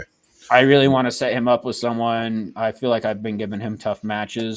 So I really want to set him up with someone. So. Because he deserves a win and everything like that. Like him and Mike Shaft, though, him filling in for last minute, man, was such. Yeah, dude, that was cool, he almost figured out the puzzle. He did. Yeah. Mike's hit, man, was insane, and he's like, Mike's hit's always insane. Well, yeah, I know. I told him, he's like, and I was like, I didn't expect your hit to be that insane. He's like, well, you've seen my hit before. I was like, I forgot about it, but now I remember, So it's just like, yeah, that was a good match, but it was cool having Ryan up there, and it's nice having more of these guys come up to Canada because it was only me, Luke, and Miles for a little bit. I had one of my training partners, Danny, who's new. That's Joseph Steffen's friend that lives right outside of Great Falls. He went up there and pulled. And then Ryan Boussier, just more guys coming up about the, coming to the Iron Core. Because Iron Core is a really good tournament. People sleep majority, like not anyone. It's grown every year. It's grown every year, though. Like they had Tony from Colorado come all the way up. That was really cool. And it was my most favorite Iron Core tournament that I've been. I've been to 3 so far, and I'll continue. Mike's trying to set me up with that the Chase kid for the next thing for a super match. But that kid's got a mean wrist. I'd really have to eat my Wheaties and really train hard for him. Iron Core has seen 30 to 40 more entries each year. I think Mike does a good job promoting they hit 250 something entries. I mean, it's a small event, right? Like it's a small local event, and 250 something entries is no joke for a little. Well, another thing I gotta give. I don't really support any of the Southern Montana tournaments anymore, and it's something that Mike does well. Is he's very welcoming, and he's always contacting people and telling them he wants them up, and he's very respectful when you're there and cool, and he's very supportive of everyone. And I think every promoter out there should be doing that to people traveling far, to their tournament. Like just hospitality, and Mike's very good at that. So Brad Twins versus Ryan Boussier. That might be a match. That'd be a match I'd be interested in setting up. I'd have to talk to Ryan. I think Brad, man, is I'd like to He's get him doing good someone. right now. Yeah, I want to get him someone in that 176 class or higher. Sorry, no, he went up in weight, so he's in the He's up 190s. 198. Yeah. Him or Stefan, or not Stefan, sorry. Jordan Spadell would be a good match too. Yeah, Yeah, but Jordan Spadell, I think. Yep. I First pulled Brad. a lot in Canada, but in Manitoba, Mayhem at the mall needs to get Ryan versus Pat Yeah, we'll see, too would be a Clifton. good match. Hey, that might be a good match. Ryan versus Pete Pistol Durning, yeah, Pete. Pistol Yeah, Pete. he's the one who's going with us on our Cancun trip in January. He's cool. I actually did not get to say hi to him. I seen him at the Iron Core, and I never went up and said hi to him. It's my second time doing that to someone at an Iron Core. That's a tough one. Ryan versus Pistol Pete. If they did a right and a left, I could see Pete winning the left and Ryan maybe winning the right. Yeah, I was about to say the same thing. They opposite arms, but Yeah. kind of the same style, or almost. Or no, they're not. But they're the same style, you think, or different? Yeah. Yeah. That's interesting. It's nice when the chat gets involved and throws out match ideas. This always helps brainstorming, right? So You know Yeah, what? and The I chat like can people win wanna see, lively you know? today. I want to have a match with Thomas Cyborg here eventually, a rematch. I got my ass whooped on him several times. I want to get a win on him and call it a day, and maybe retire and just right off. I'm done. No, Thomas has gotten really good, man. Like I said, his hook, like you could see his hook, game. He busted my wrist right open. I felt great with him. It's more I rushed it. Miles told me exactly what I did, and there was a gap I felt, and I didn't hold off long enough. And Thomas felt that you felt that gap and almost baited you. yep. Like when you hit, he's like, okay, I know what to collect now, so that when My we run hitting to the game, steam. dude, is getting better, dude. I got a cable Oh, yeah. machine that I put about 60 to 70 pounds on, dude, and I fucking just How'd you like Austin's hit? Austin's hit, dude. I'm still feeling it. Hey, Austin, dude. Oh my god, I liked how humble he was in his post. He's like, I managed to flash Dion. Is like, you didn't manage. You were gonna do it regardless. Like I'm not on that level. Hey, what's up, 98? How you doing? I'm good. Yeah, we're actually affiliated with the 98 now. Yeah, I seen that. I heard that. That's cool. I seen you guys sell merch. You have your merch now. That's pretty cool. I like seeing everyone selling merch. I've noticed Josh is going to be starting selling his merch. Really nice armbender shirt he's got too. Mm-hmm. Yeah, I heard you guys are selling mugs and hats and stuff now, which is cool. It's nice. I didn't even know. I only found out because Carolyn Looms, she sent me a picture of buying a mug and a T-shirt. But if she didn't do that, I didn't even know we sold that stuff. So I'll buy a shirt from you guys. Cool. A through the finger shirt. I'm gonna be doing merch. I've been kind of teasing a little bit, but I don't know how to approach it. I had 10 designs that I want to drop. Each guy has their own, like certain people. Like Zach, of course, has got one. Andrew Quintana's got a shirt. Miles has got a shirt. It's got like a cool saying, but I'm also gonna have like 3 other shirts. If you don't want to support a guy, Jaron Blackmore's is my favorite. It's got his name at the top, and it's got a finger pointing down saying that's a fucking pin. Yeah. Yeah, and it's pretty cool, and it's got his blonde, mullet and everything, and the Arms of Gatton shirt. It's pretty cool. And I did the skulls because a lot of the shirts that I buy are military. They have the skull stuff on it. I like that. Jody Williams commented on Ryan Boosie's Airs and said they're on to something. And I was like, all right, that's a sign. That's a sign. But hey. No. Yeah, I want an assassin one. As soon as you get them up, hell yeah! I want an assassin one. I'm gonna be dropping here in the next week. Quintana might want a match too in BC. Yeah, Quintana. Yeah, we gotta get him a match for sure. Is that who you're saying? Sorry. Oh yeah, he just popped up. I thought I'd let you know. Hey Andrew, how you doing, bud? Yeah, no, I plan to have probably. I'd like to have 20 minimum super matches that day because we went through a lot. I think 15 pretty quick that night, and things will go quicker. We were having some technical difficulties with new equipment, and stuff got hot, and we got delayed an hour. So yeah, that was the cool thing. Is that British Columbia one will be indoors. I heard they have a bowling alley and everything like that. It's a pretty good venue. But yeah, so.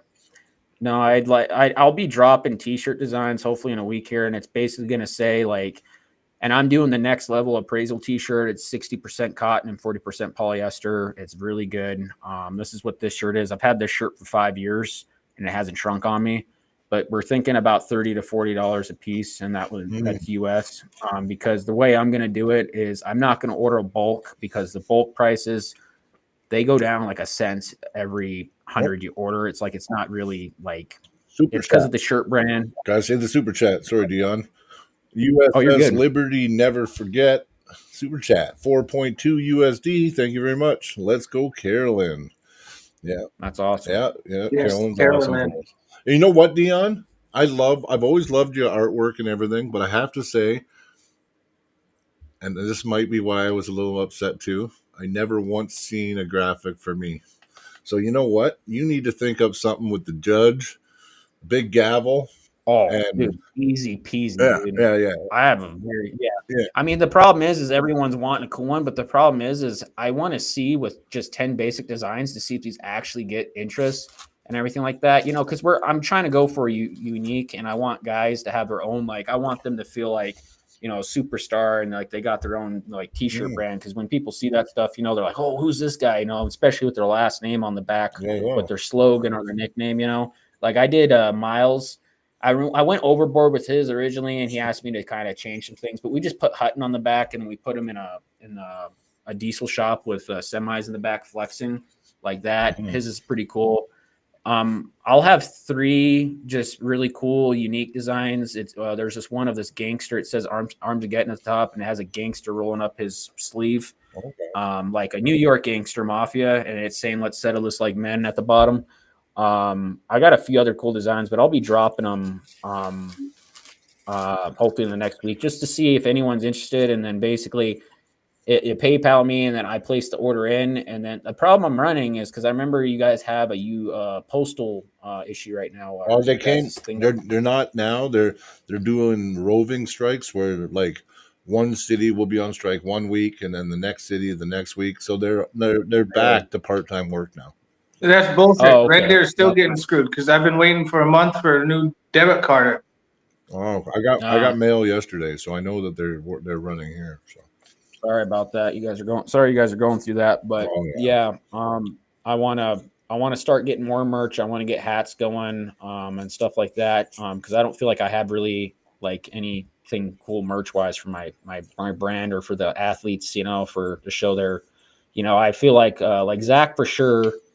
And then Ryan Boussier and Mike Shaft, I got one for him. I need to make one for Cortman too. He's come out and supported the events quite a few times. But there's Jason Shaw's reached out to me. Cody's reached out to me. I've had quite a few people reach out to me. I'm just saying I just want to see what the 10, you know, like designs kind of show up. And yeah, I don't know how you're gonna do a cool Mighty Mouse.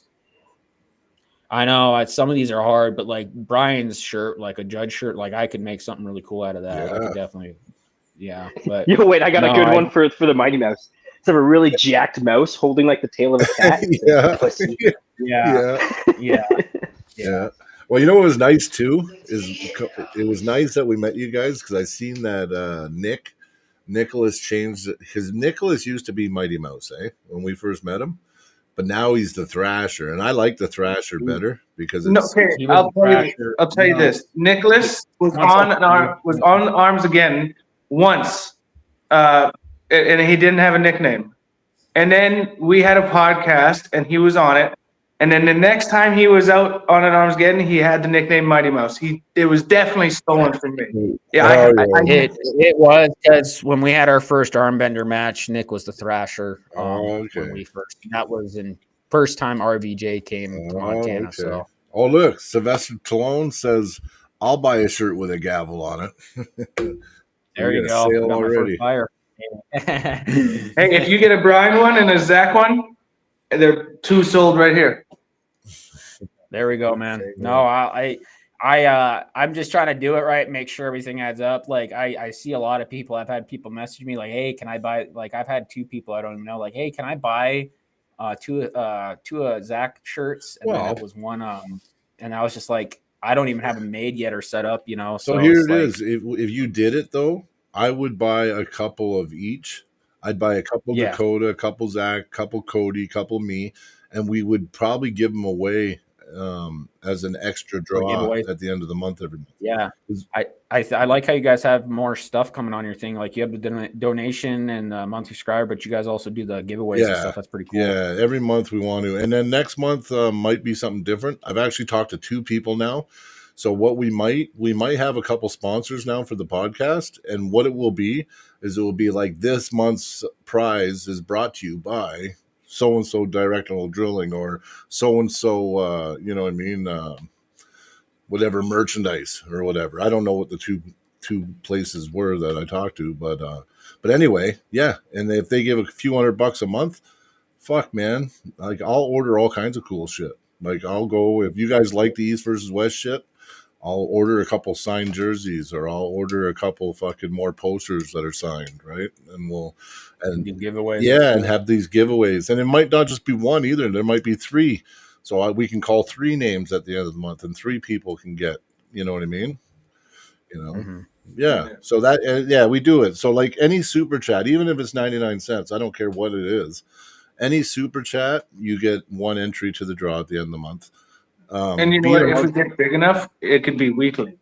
Oh yeah, it could. Listen, we just want to get back anyway, man. We're just like we're not. It's not like we're trying to make money. We're really not right now. I just think we just want to keep growing it. So if we can give bigger and better prizes, that's fucking awesome. Like that excites me, right? Because you never.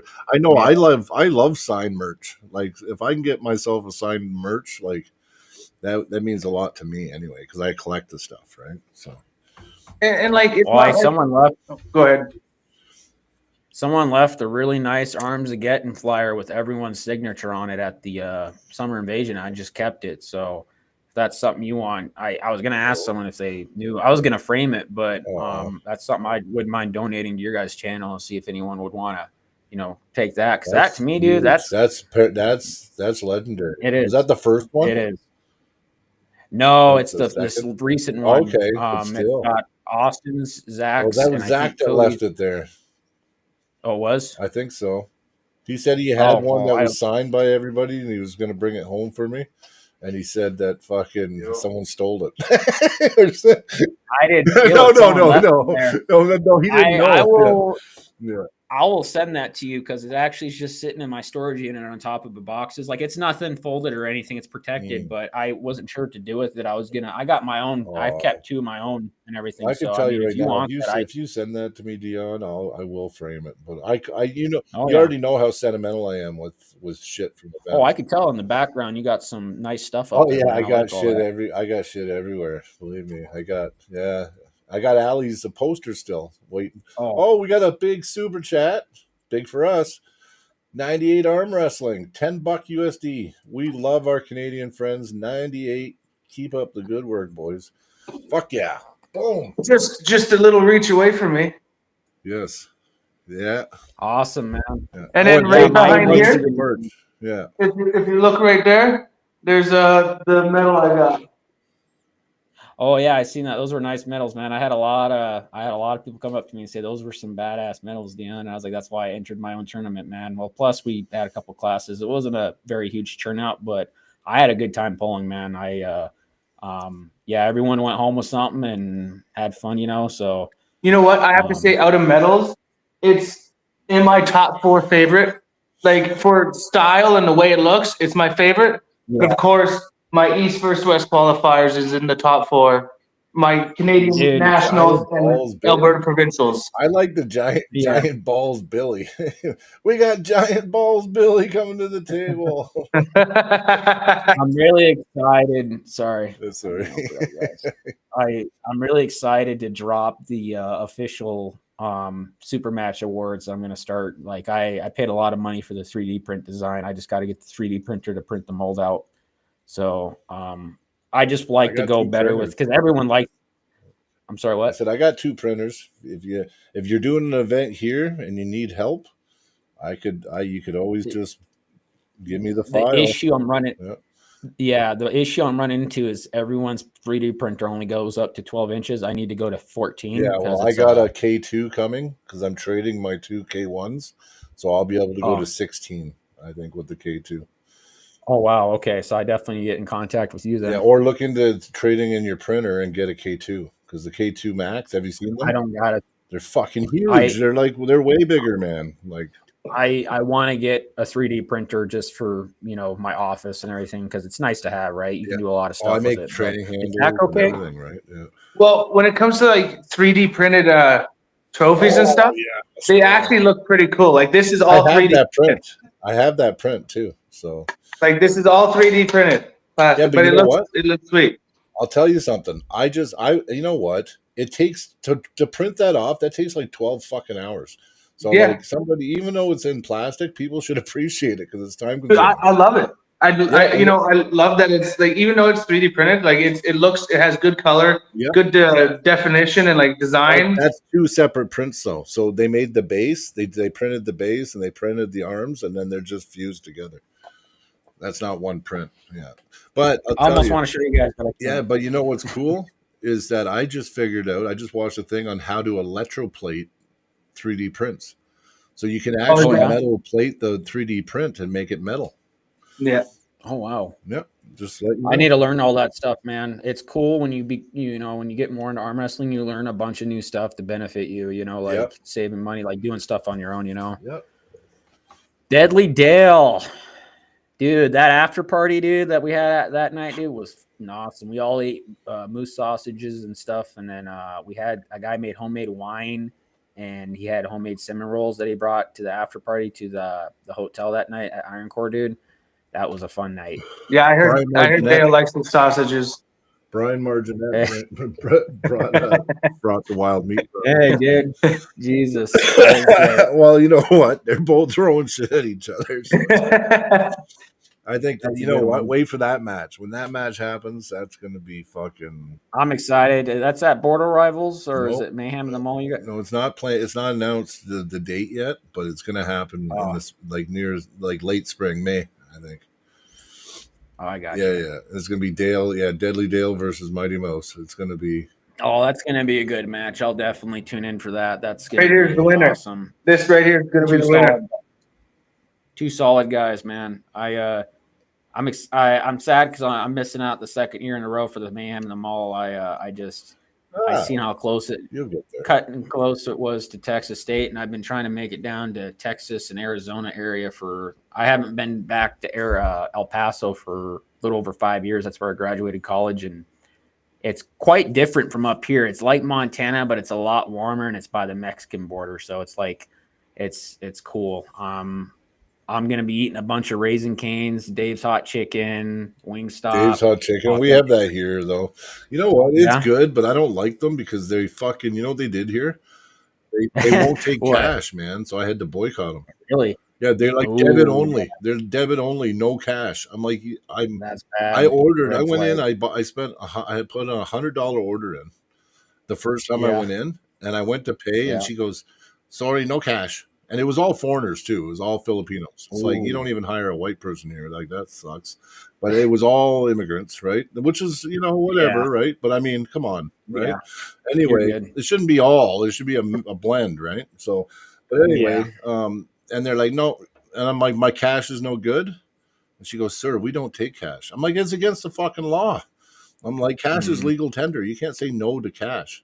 She's like, "Well, we do," and I'm like, well, you know what? Fuck it. I don't want it. And I walked out. That must just be at that location or something because I was in Montana State in September. Because in the States, they wouldn't allow that shit in the States. Oh, no. Everyone would freak out. This is what I'm saying. We have too many soft fucking motherfuckers here.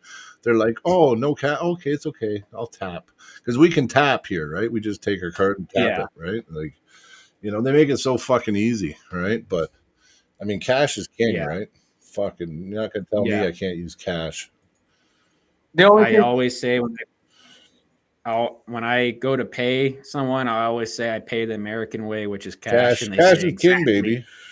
Yeah, exactly, man. They can't. Yeah, I don't like the whole debit track. No, I don't like it either. So what? You can track every fucking purchase I make, and then well, if the internet's down, your money's down. Yeah, they want this digital Yeah. ID, and you know what that's gonna do? Oh, it's gonna be bad, man. So no, Yeah, I don't like I don't that. like Yeah, I that know shit. exactly what you're talking about. No. The only thing I say that that America needs is they need to get this e-transfer system down Yeah, there. the So much e-transfer. Ah, freaking easier. dude, you guys always say that to us. We know. Yeah, I don't know why you don't have e-transfer. It makes no sense. I just send an email to you and you accept it. It goes right in your bank, and it's fucking. It's doesn't cost a penny. It's free. I can Well, just. people want to get us on fees and stuff. That's how Yeah, that's Cash what App. that. And, Yeah, they want to fucking. Yeah, every time you say like PayPal, I got to fucking wire PayPal money all the time. They charge me to Yeah. send it and they charge me to receive it. So I'm fucked either Yep. way. I get it both ends. That's unless you have a bank account. Like Daryl Johnson sent me money, but I needed a bunch of information though. Yeah. When that happened, that was when we went to Hawaii, and that's like that didn't charge me anything. I don't think it charged him anything either. But I Really? think that's like the only way. Oh well, yeah. You send it as a gift or something, and you can avoid fees too. Well, Yeah. the thing is, like for me to put money onto PayPal, it's like a 3 to 4 business day wait before the money's on PayPal. Mm-hmm. Oh, it's stupid. But you know what? I just magically got money in my PayPal last week, so I got that. My PayPal, boys, is the through the fingers, so I won't be touching it. And any money that goes in there, I'll be showing you guys too. So yeah, we got a transfer from Ryan Grundon in the house. He's in the chat. We sold a mug and a T-shirt, which I know I already said like 5 times, but it was fucking cool. And he sent me the money right away. Oh, Brad Prince has a K2. You went and got a K2, you fucker. Brad's always got to get the best shit first. Yeah, like, come on, Brad. I was saying I wanted a K2. Fuck.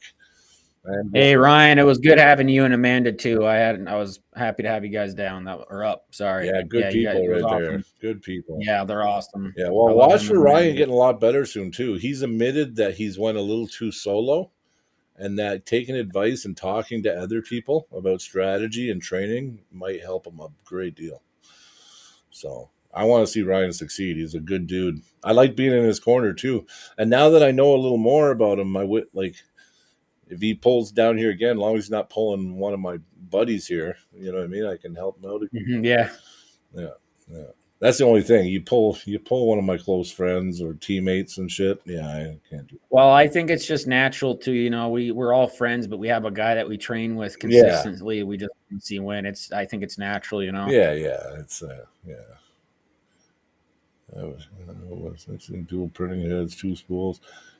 Yeah, you know what though, Clifton? Those printers are still decent, but the speeds now, you should see the speeds now on the printers. Like, it's stupid, man. Like an egg handle, I can print in 45 minutes or 40 minutes. You want to print something for me then, Clifton? I'll Cash App you or something. Yeah, it looks like he Mail it can. out. His is a 16-inch, he said. That's a good one. I needed something 14 by 4, or it's 14 width and 14th height, I think, or no. Yeah, that'd be like a 20-hour print. Yeah. Yeah. Oh, you want to get one it's a made mold. just so you can post it and stuff like that, hey? Yeah. Yeah, well, it's more of a mold print. I don't know exactly who. You guys are probably more knowledgeable than that, but it's something that I want to the mold I want to reuse more than once for a pour. Oh, so Cody, he said he's going to hand feed his sausage. You his sausage.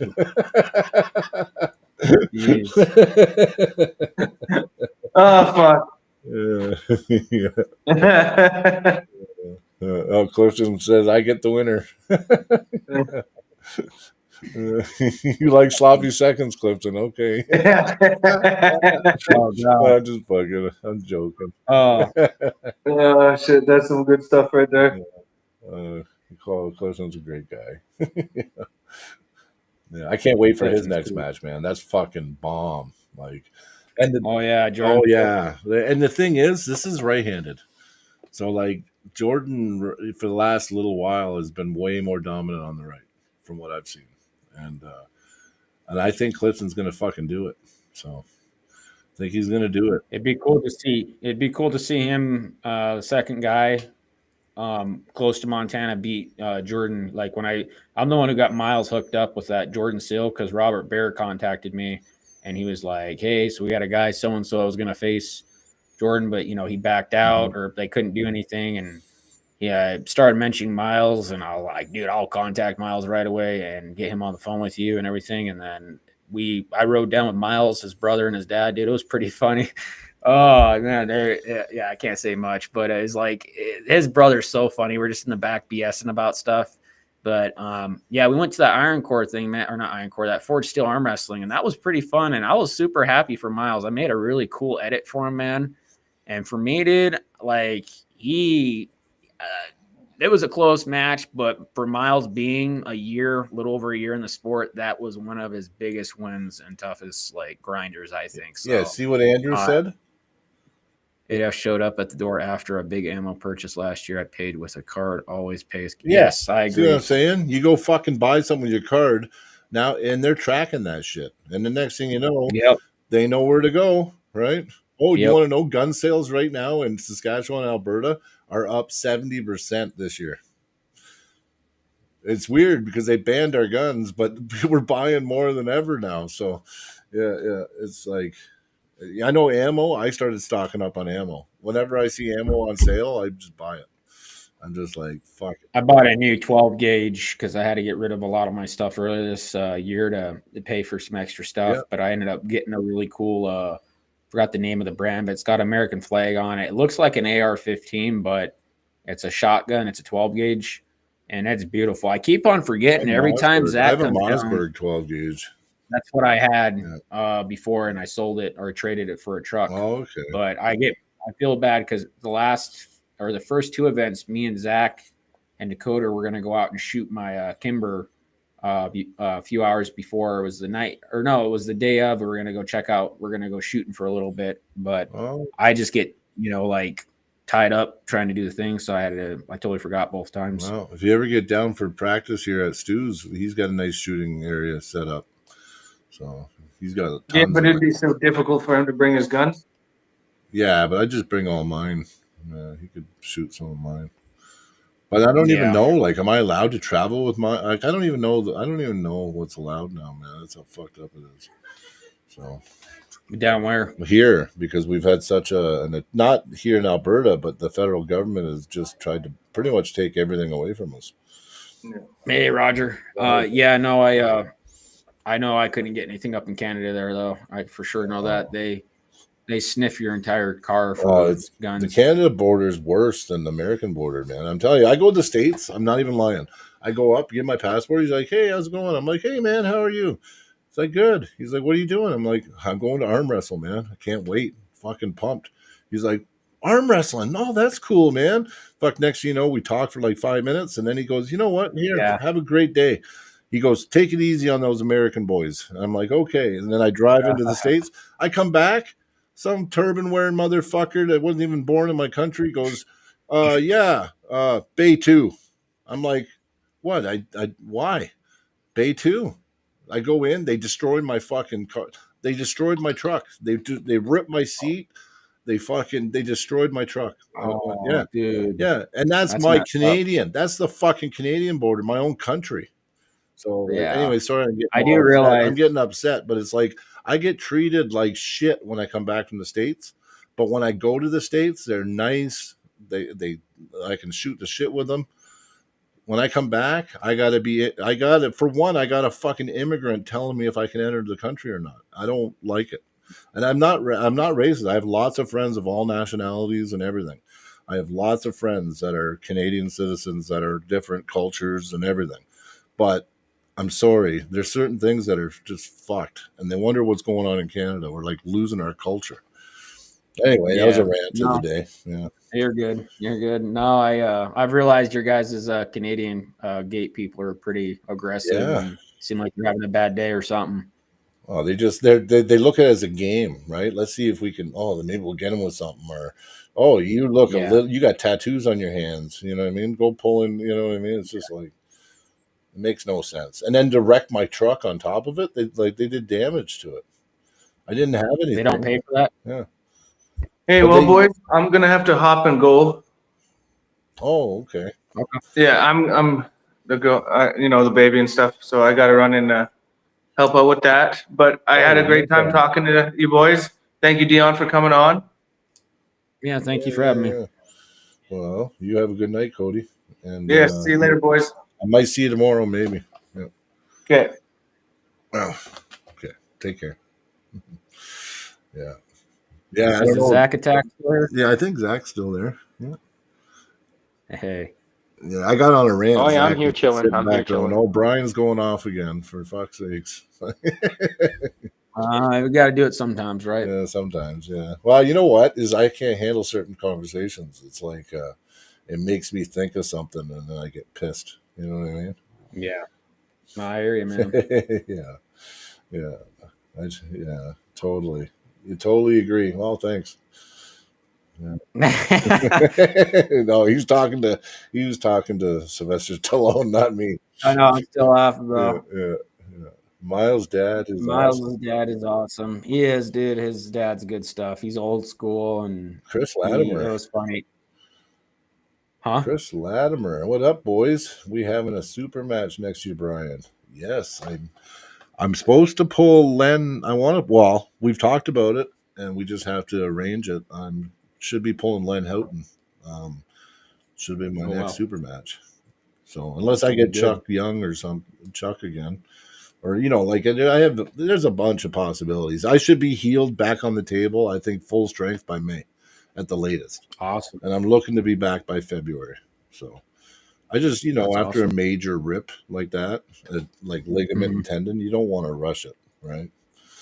No. And I mean, it sucked to happen at Canadian Nationals. That's all I can say. But I might be going. Yeah, I heard about that. Yeah, I might go to Moncton next year, so and get some redemption. So. Heck yeah, dude. Yeah, I mean, if anyone in Canada up there that knows me or knows Daryl Johnson or Pete, how do you say his last name? Is his last name? Yeah, we're doing, or Jonathan. Yeah, Pistol Pete, and then we got Jonathan from Grand Prairie also going. Okay, Mercer. Yeah, Mercer. Yeah, we're all going to pull with the Cancun group in January, late January. So if you guys, anyone's interested, come, send me a message. I'll add you to the group if you want to go. Yeah, they got Cancun pullers down there. I'm excited to pull with. So really, yeah, I'll be. I didn't know they had there's groups everywhere though. Honestly, didn't you go there last year? I went to Maui. Maui, okay, yeah, Maui. Yeah, because I was actually, it sounded pretty cool, and I did contemplate going with you. Yeah, dude, I'm trying to do at least 1 to 2 trips every year with arm wrestling. Actually, so Brian, I got something for you. Me and Zach were talking about it. So I think I might do this midsummer of next year. I got an RV that I've been fixing up that's in really good condition, motor-wise, like mechanical, but the inside needs to get cleaned up. It's like very large.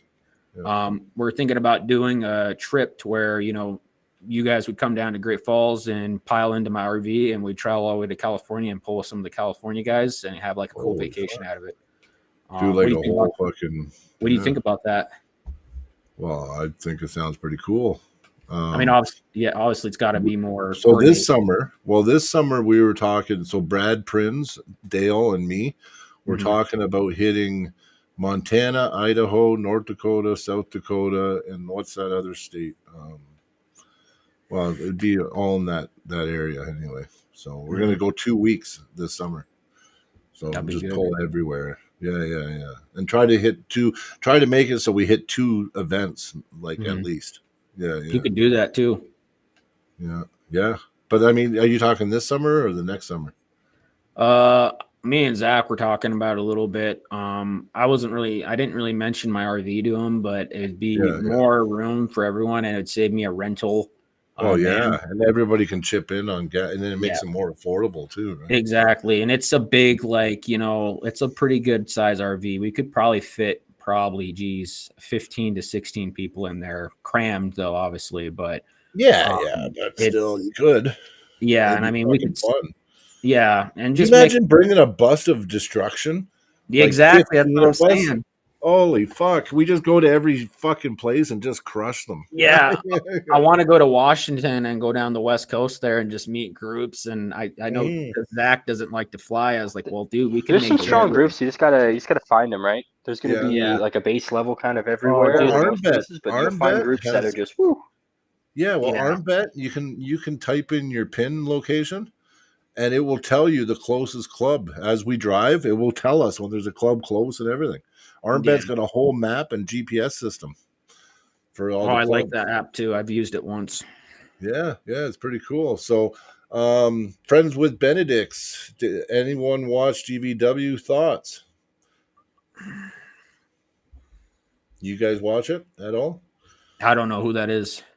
uh, Georgia versus the world was the event. We kind of talked about it earlier. Remember, it was like a little Oh yeah. controversial. I said I support East versus West, so I didn't really. Okay. If I haven't heard of them, they must be very small and new then. Yeah. Because I don't know anything about. I know there's a little bit of East versus West drama going on, but I try to stay out of that because I don't know. Yeah. Like I like East versus West. Period. There ain't gonna be anyone else that tell me like screw. Oh East, yeah. It's but probably Friends with Benedict's is probably thinking about because so Gennady posted the matches individually afterwards, mhm, and I will say, I can't help it. I watch them, right? mhm. Especially when they're posted for free. Of course, you're gonna watch them. But Yeah. yeah, but Akimbo versus Samusha, I thought that match was a lot closer than I thought it was going to be. I was really shocked, and I think Akimbo kills Auden. So I know that they were going to have a match, and then there was it didn't happen or whatever.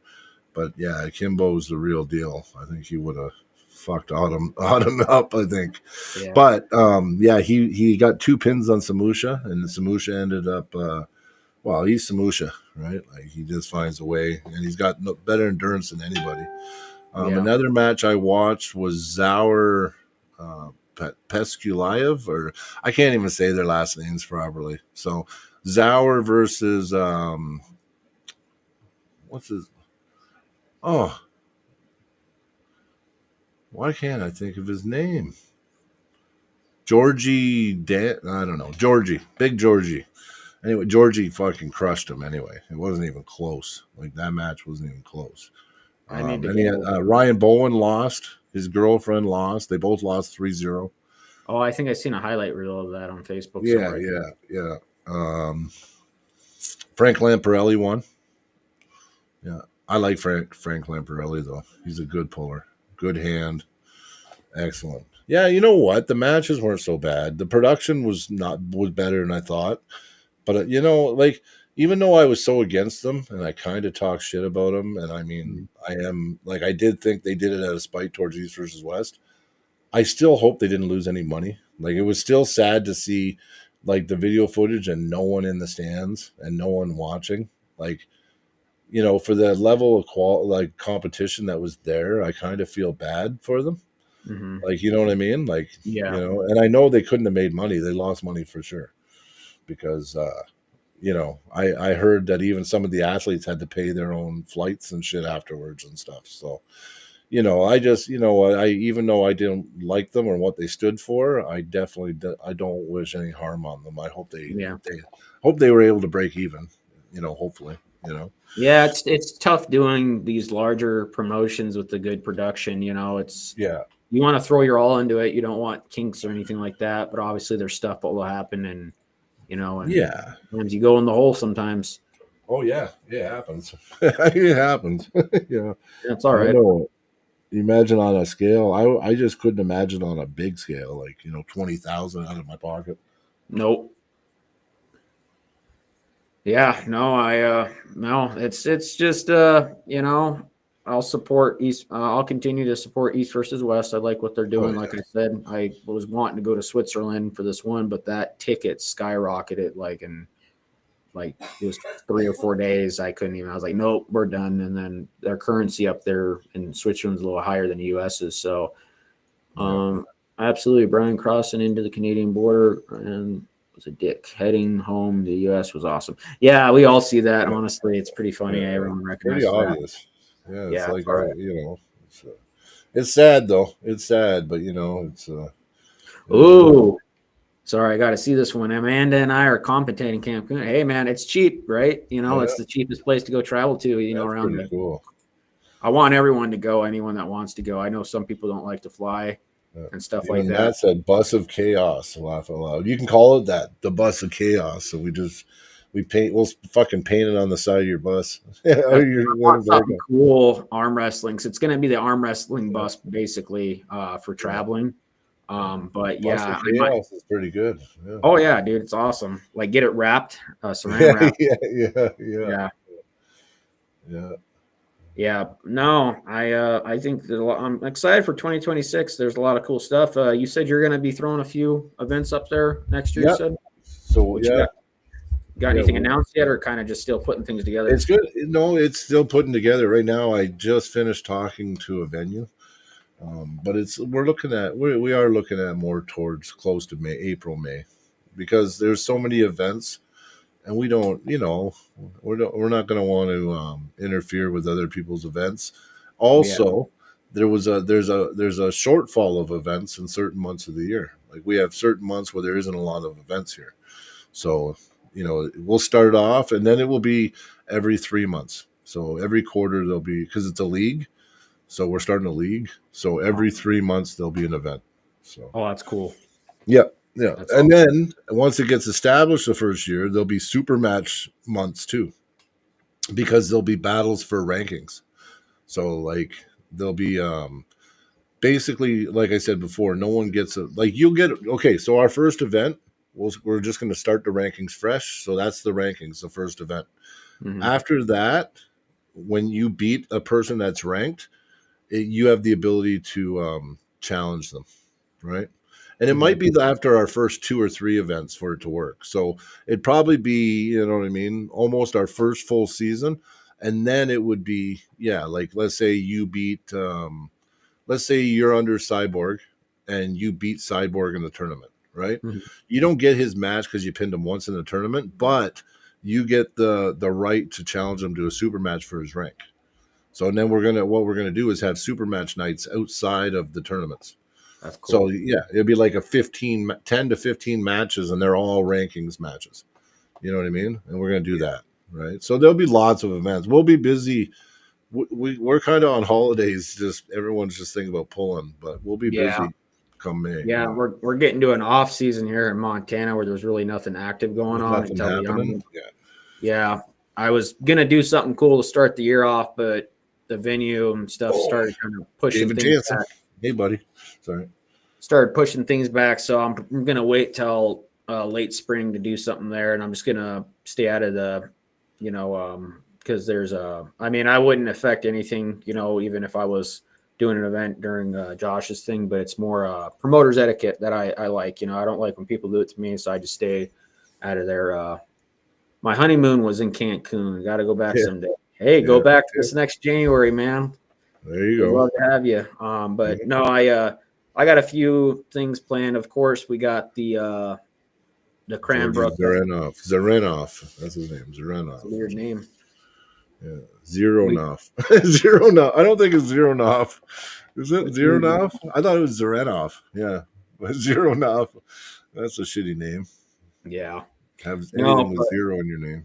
Next year will be good for events and stuff like that. Cranbrook Arms-A-Getting is going to be my biggest event for me to plan because it'll be out of state in another country. So yeah. Yeah, I know you talked about it before too. So it was good. I supported it then. I'll support it now. I think that's cool. Awesome. So yeah, Cranbrook too. Yeah. Yeah, well, like I said, just keep it in the brain, keep it floating around. Maybe a Chuck the Destroyer versus Brian. I basically have open slots right now for matches, people that want to have matches again. So I'd be interested in throwing that, especially Chuck needs to come travel up to Canada and compete, So well, everybody keeps saying that it was people are saying it was a fluke I won. So they're saying now that he's at this new level that he's not the same guy I pulled. So I think it's only fair that I give him a rematch. I don't think it's a strength thing, though. I think it's a style thing. And I think if he doesn't pull me different, I think I'm going to do the same thing to him. So, no, I know what you mean. Yeah, you know what I mean. Yeah. We got Nick Stone versus Torque Wrench Lefty. Nick Stone. Nick Stone's a beast, man. I'm telling you. Oh, I don't. Torque Wrench isn't ready for Nick Stone. Yeah, I know he's got that big match at Armbender he's really focused on. He likes to stick to one match at a time. He did say he'd like to come on Arms Getting sometime, but that Jordan Sill match, he says he's really locked in for and Yeah, dedicated. let's see how he does with Jordan Sill first Yeah. before we think Nick Stone. I know Josh Wilson wants a rematch with Francis really bad too. We talked about that. Okay. So Okay. I hope these Francis, guys. eh? Francis's hands gotten even better though. So, Yeah. but look, I seen Josh pulling a lot different, and Josh looked like he leveled up too. He has. He's been Yeah. doing more strengthening and more table time. And he's pulling high, and I see Yeah. him using his hand. Yeah, he's got a small little hand, but the thing is, I heard it's strong, and if he just starts using his lever like he should, he'll start pulling really good. Yeah. Yeah, I'd like to get him and Logan and a few other guys up to Canada sometimes. Like I said, getting more guys to travel, up there would be cool. Like just everyone under one roof, would be cool. Just a large group of good arm wrestlers. Washington, Idaho, Montana, even North Dakota, maybe Clifton and Nathan Johnson. I want to see Nathan Johnson and Deadly Dale, man. Me too. I honestly, that's the match, though. That's the fucking match to me. I'd rather see that match than the Niles Anderson match again, to be honest. And Nathan's already told me he's wanted that. I'm gonna start building matches for that, and then I got a really big match that me and Miles are planning together, like a really big, like good, not for Miles, but two 175 guys that we want to see pull. And I'm just trying to keep it on the down low because it's going to cost money a little bit to have one of the guys come out because he's traveling far. But it's just I got to start building up a budget list for that event, then getting prizes and seeing what else I could do. Looking forward to more tournaments and hopefully continuing to grow. Heck yeah, that's all it's about, right? Yeah. Continue to grind. Me, I've been doing it for almost 3 years now, and I'm still learning. I think everyone is. I want to hear Zach play out my match versus Sill. Yep, Zach here. Zachy Poo. You there, Zach? Yeah, what's up? I want to hear Zach's play out of my match versus Sill. I'll give you my predictions after Zach. Leave it to the judge at the end, yeah. Hey, there you go. The judge. I think what's going to happen is I think Clifton's going to have. I think Clifton's internal rotation, not his side pressure, his internal rotation should be enough to stop Jordan's rotation, like his overhand rotation or cup or whatever. So I feel like Jordan's going to get put on the B side. And if Clifton can work, if Clifton's good at working, which we saw with Victor, he can work. It might get a little dirty, but I think Clifton can take the win. Now, if Clifton has a bit of that wrist, so he doesn't use too much power too quick and blow his own wrist back, if he can mitigate his own power a bit, I think he could maybe even be in the match neutrally and not necessarily be on, like losing his wrist.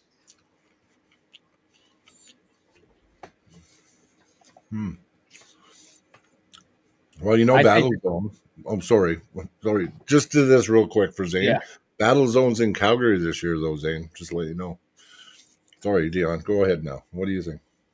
Clifton, I think you're just going to 3-0 him. Honestly, dude. I think you got it, bro. I think you got it in the bag, man. You just got to show up strong that day, confident like you have on your last. Well, John Thorne was a pretty tough match for you last year, but Jamie Sheldon was a really good where you came fired up and focused. But yeah, I think you got it, man. 3-0. Or it's a best of 5 match. Yeah, it is. Best of 5. 3-0, man. You got it. That's a good idea, Dale. Dion, you should pull Dale's son.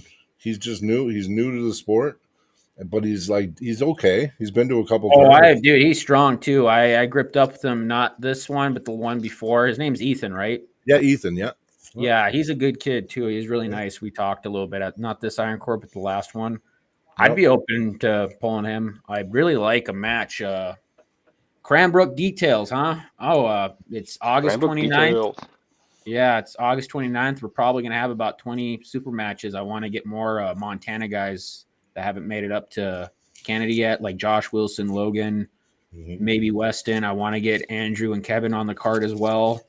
But I also want to get some of the Washington guys and Oregon guys. So like Nick Moe would possibly be a match for Cody, it sounds like. Cody, so yeah. yeah, we might do that. I'd like to get Jack Severa up there as well, and maybe Joe Jack, Fear. I want to get some more competition up there for you guys, like, because like I gotta make it tough for you guys. You guys are on a 3-win streak, so it's just gotta make it tough. But it's good for everyone because we'll have more faces and people under that thing, and it's not always about the competition; it's more about the brotherhood too. So Montana's also been leveling up a lot. Oh, we have, dude. We have. And I think pulling with us was the best thing. Yep. Really, because it gave you guys an edge.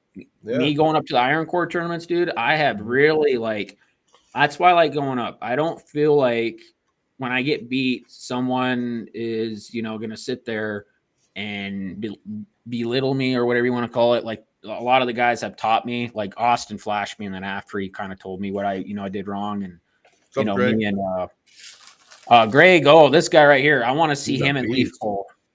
Him and Leaf Swanson pull. They both got the physique and they're both jacked. And I got left-handed. I got Greg. Oh, this would be a right-handed match. Least Greg's not pulling right now. Oh, he isn't. Oh, he ripped his bicep tendon off a year ago. Yeah. Ooh, okay. Well, this would be August 29th, Greg. If you're interested, bro. I don't know if that's a comeback match you want. I didn't know that. My bad. Leaf's looking strong. I wouldn't mind pulling him. I would not put Leaf on his left arm. His left arm is I'm not saying, but I seen him pull Ben Brooks in the after pulls this last weekend, and he was struggling against Ben. But his right arm, if you want to beat the best version of Leaf Swanson right now with his right arm, hands down, just beast. But he's a good guy. He's so strong. Yeah, me and him were talking, and I was making jokes because Ben was asking. He's like, "Are you on a no carb diet?" Because I was just eating plain hot dogs and hamburgers. I was like, dude, I'm trying to look like Leaf over here. And then Leaf just chuckled. I don't know if I'll 3-0, but it will be hard. Zach makes good points training using types. Mm-hmm. Yep. But yeah. Oh, so I guess I should say quickly what I think about Clifton's match. Yeah. I think, honestly, watching Jordan and seeing his last loss on the right, I think Clifton will be. I'm just gonna say, long as Clifton doesn't get his pronation, if Jordan gets too much, if he cups a lot and gets too much of Clifton's pronation, that's the only way I see Clifton in trouble. But Jordan's got a huge weakness to side pressure on his right. There's a hole there. There's a hole in when you go sideways. And Clifton's got more side pressure than anybody I know. If you're getting a 242 Jordan Celia, then I think your hands are going to be really full actually, because Jesus, man, that last year's arm bender he beat both Leaf and Joe Fear, and that was insane, man. I thought Leaf when he sent chance, yeah. Dude, Tim's looking strong. You just sent me a picture, man. Wow. Yeah, I think Tim's really putting it in the work, man. I'm happy that they finally got him on the arm bender. He's a guy who really owed a few matches and stuff. One of the hardest working guys out there in Montana, I know for sure, and he travels too. I think he's been to Pennsylvania. Encore Brewing Corp. Okay, that must be the place. No. The place he's talking about. Yeah. That's awesome. Cool.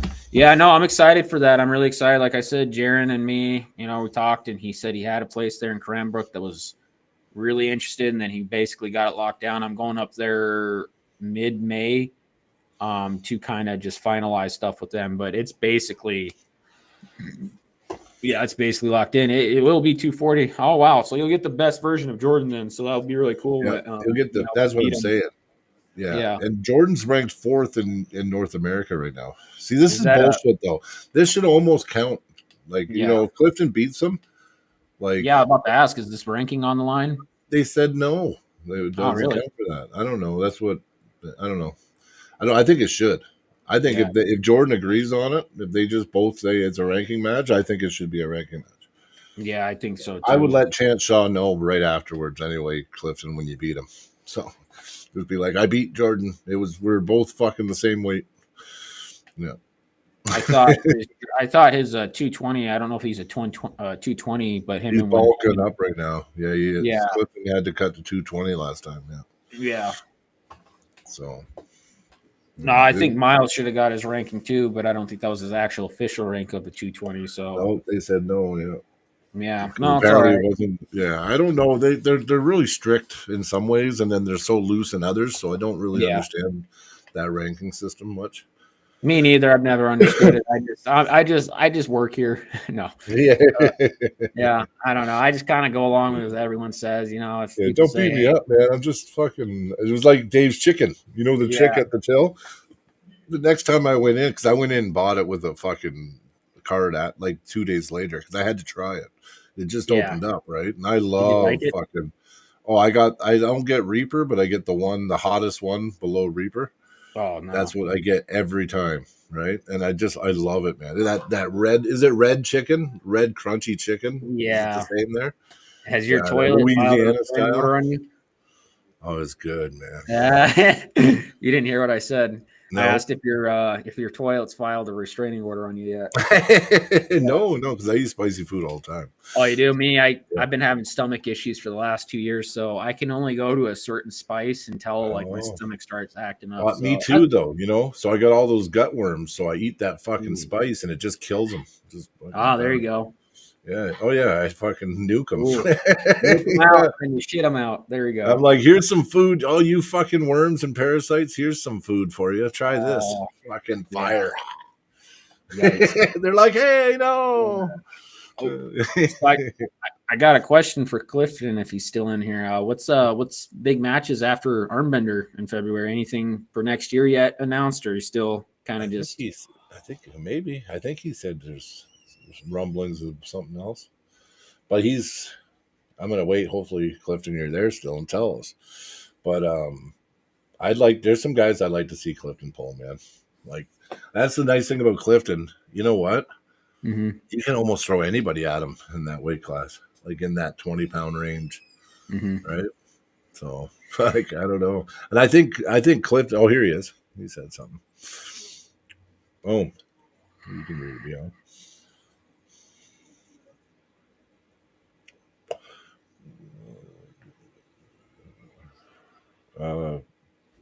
Okay, but that's not who we wanted to see who you pulled next, though. Yeah, I'd like to get him and the Josh crew and Logan and all them.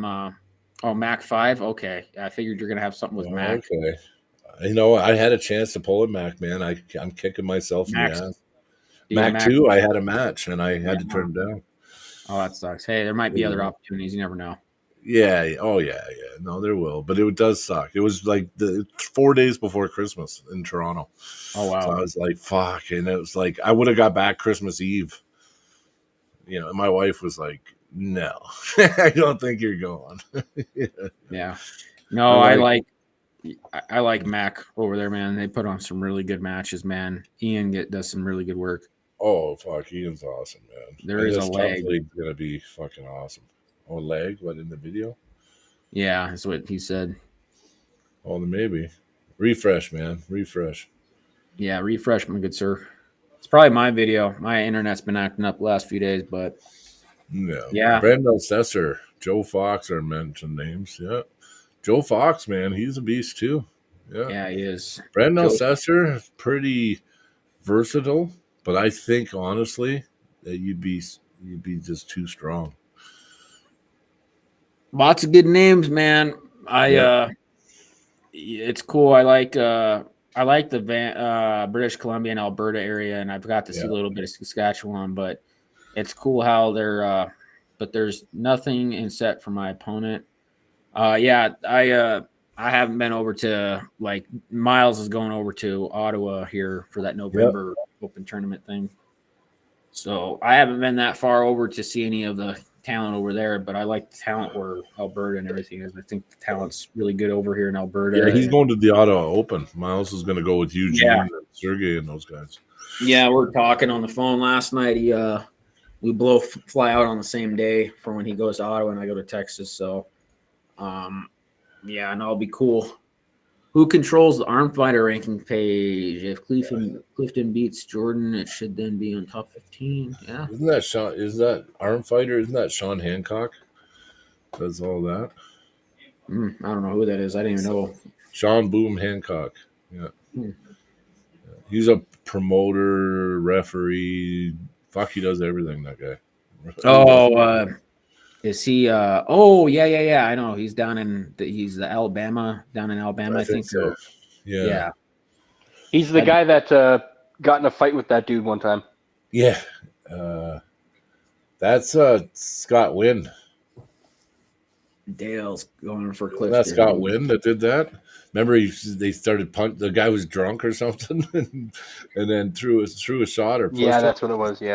Yeah, and he just started feeding him. Just started punching him in the face. I was like, yeah. I guess that guy quit arm wrestling after that. Yeah. Might need to get Clifton to come up August 29th of next year, Dale, huh? And Nathan Johnson. Yeah. That'd be cool. Yeah, Dale and Clifton, that could be Dale. Yeah, I think Dale peaked. That'd be a good match. We got Jason Shaw over here. It's because you're Jesus. Oh, Jason Shaw. Gotta love him. Jason's a good guy. Yeah. Yeah. Because I'm a white man. That's that white privilege. I know, eh? Jesus. Yeah. No, good guy, though. Jason Shaw's a really good guy. Yeah, dude. Again, him and his match against Dale, man, I was super impressed. I was happy they got the Grinder Award. Match of the year, that match. I think. Yeah, that was good.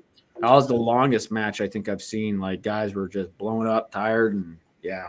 Yeah, that was pretty. Put it this way, I'm actually editing that video right now, and watching it over and over again because I'm trying to piece it all together because it's a whole bunch of little videos I have to mash.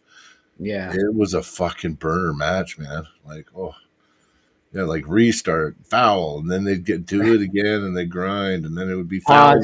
Pause, click. It was like, no, wow. I really enjoyed. I really enjoyed the encore. That was really awesome. Mike does a good job. The Lethbridge guys do a good job. I wish Tim. I kind of understand though. I'm now if I show up at 220 and Jordan's 240 or whatever, and I win, then I would get his ranking. But if we are both 220, oh, okay, that makes sense. Yeah, but it doesn't matter if you're both the same weight. It should count. Like, this is what I mean. Like, okay, yeah, it's a 220 ranking, right? But that's them cutting, being slim, going for in the 220s. But if they're both competing and they're both 240 fucking pounds, there's no advantage to either or. The rank, and they both compete in that 220 class, then I think that he should get the ranking. I think he should get it. I don't see why not. Yeah, I don't get it, man. I don't get it. Yeah.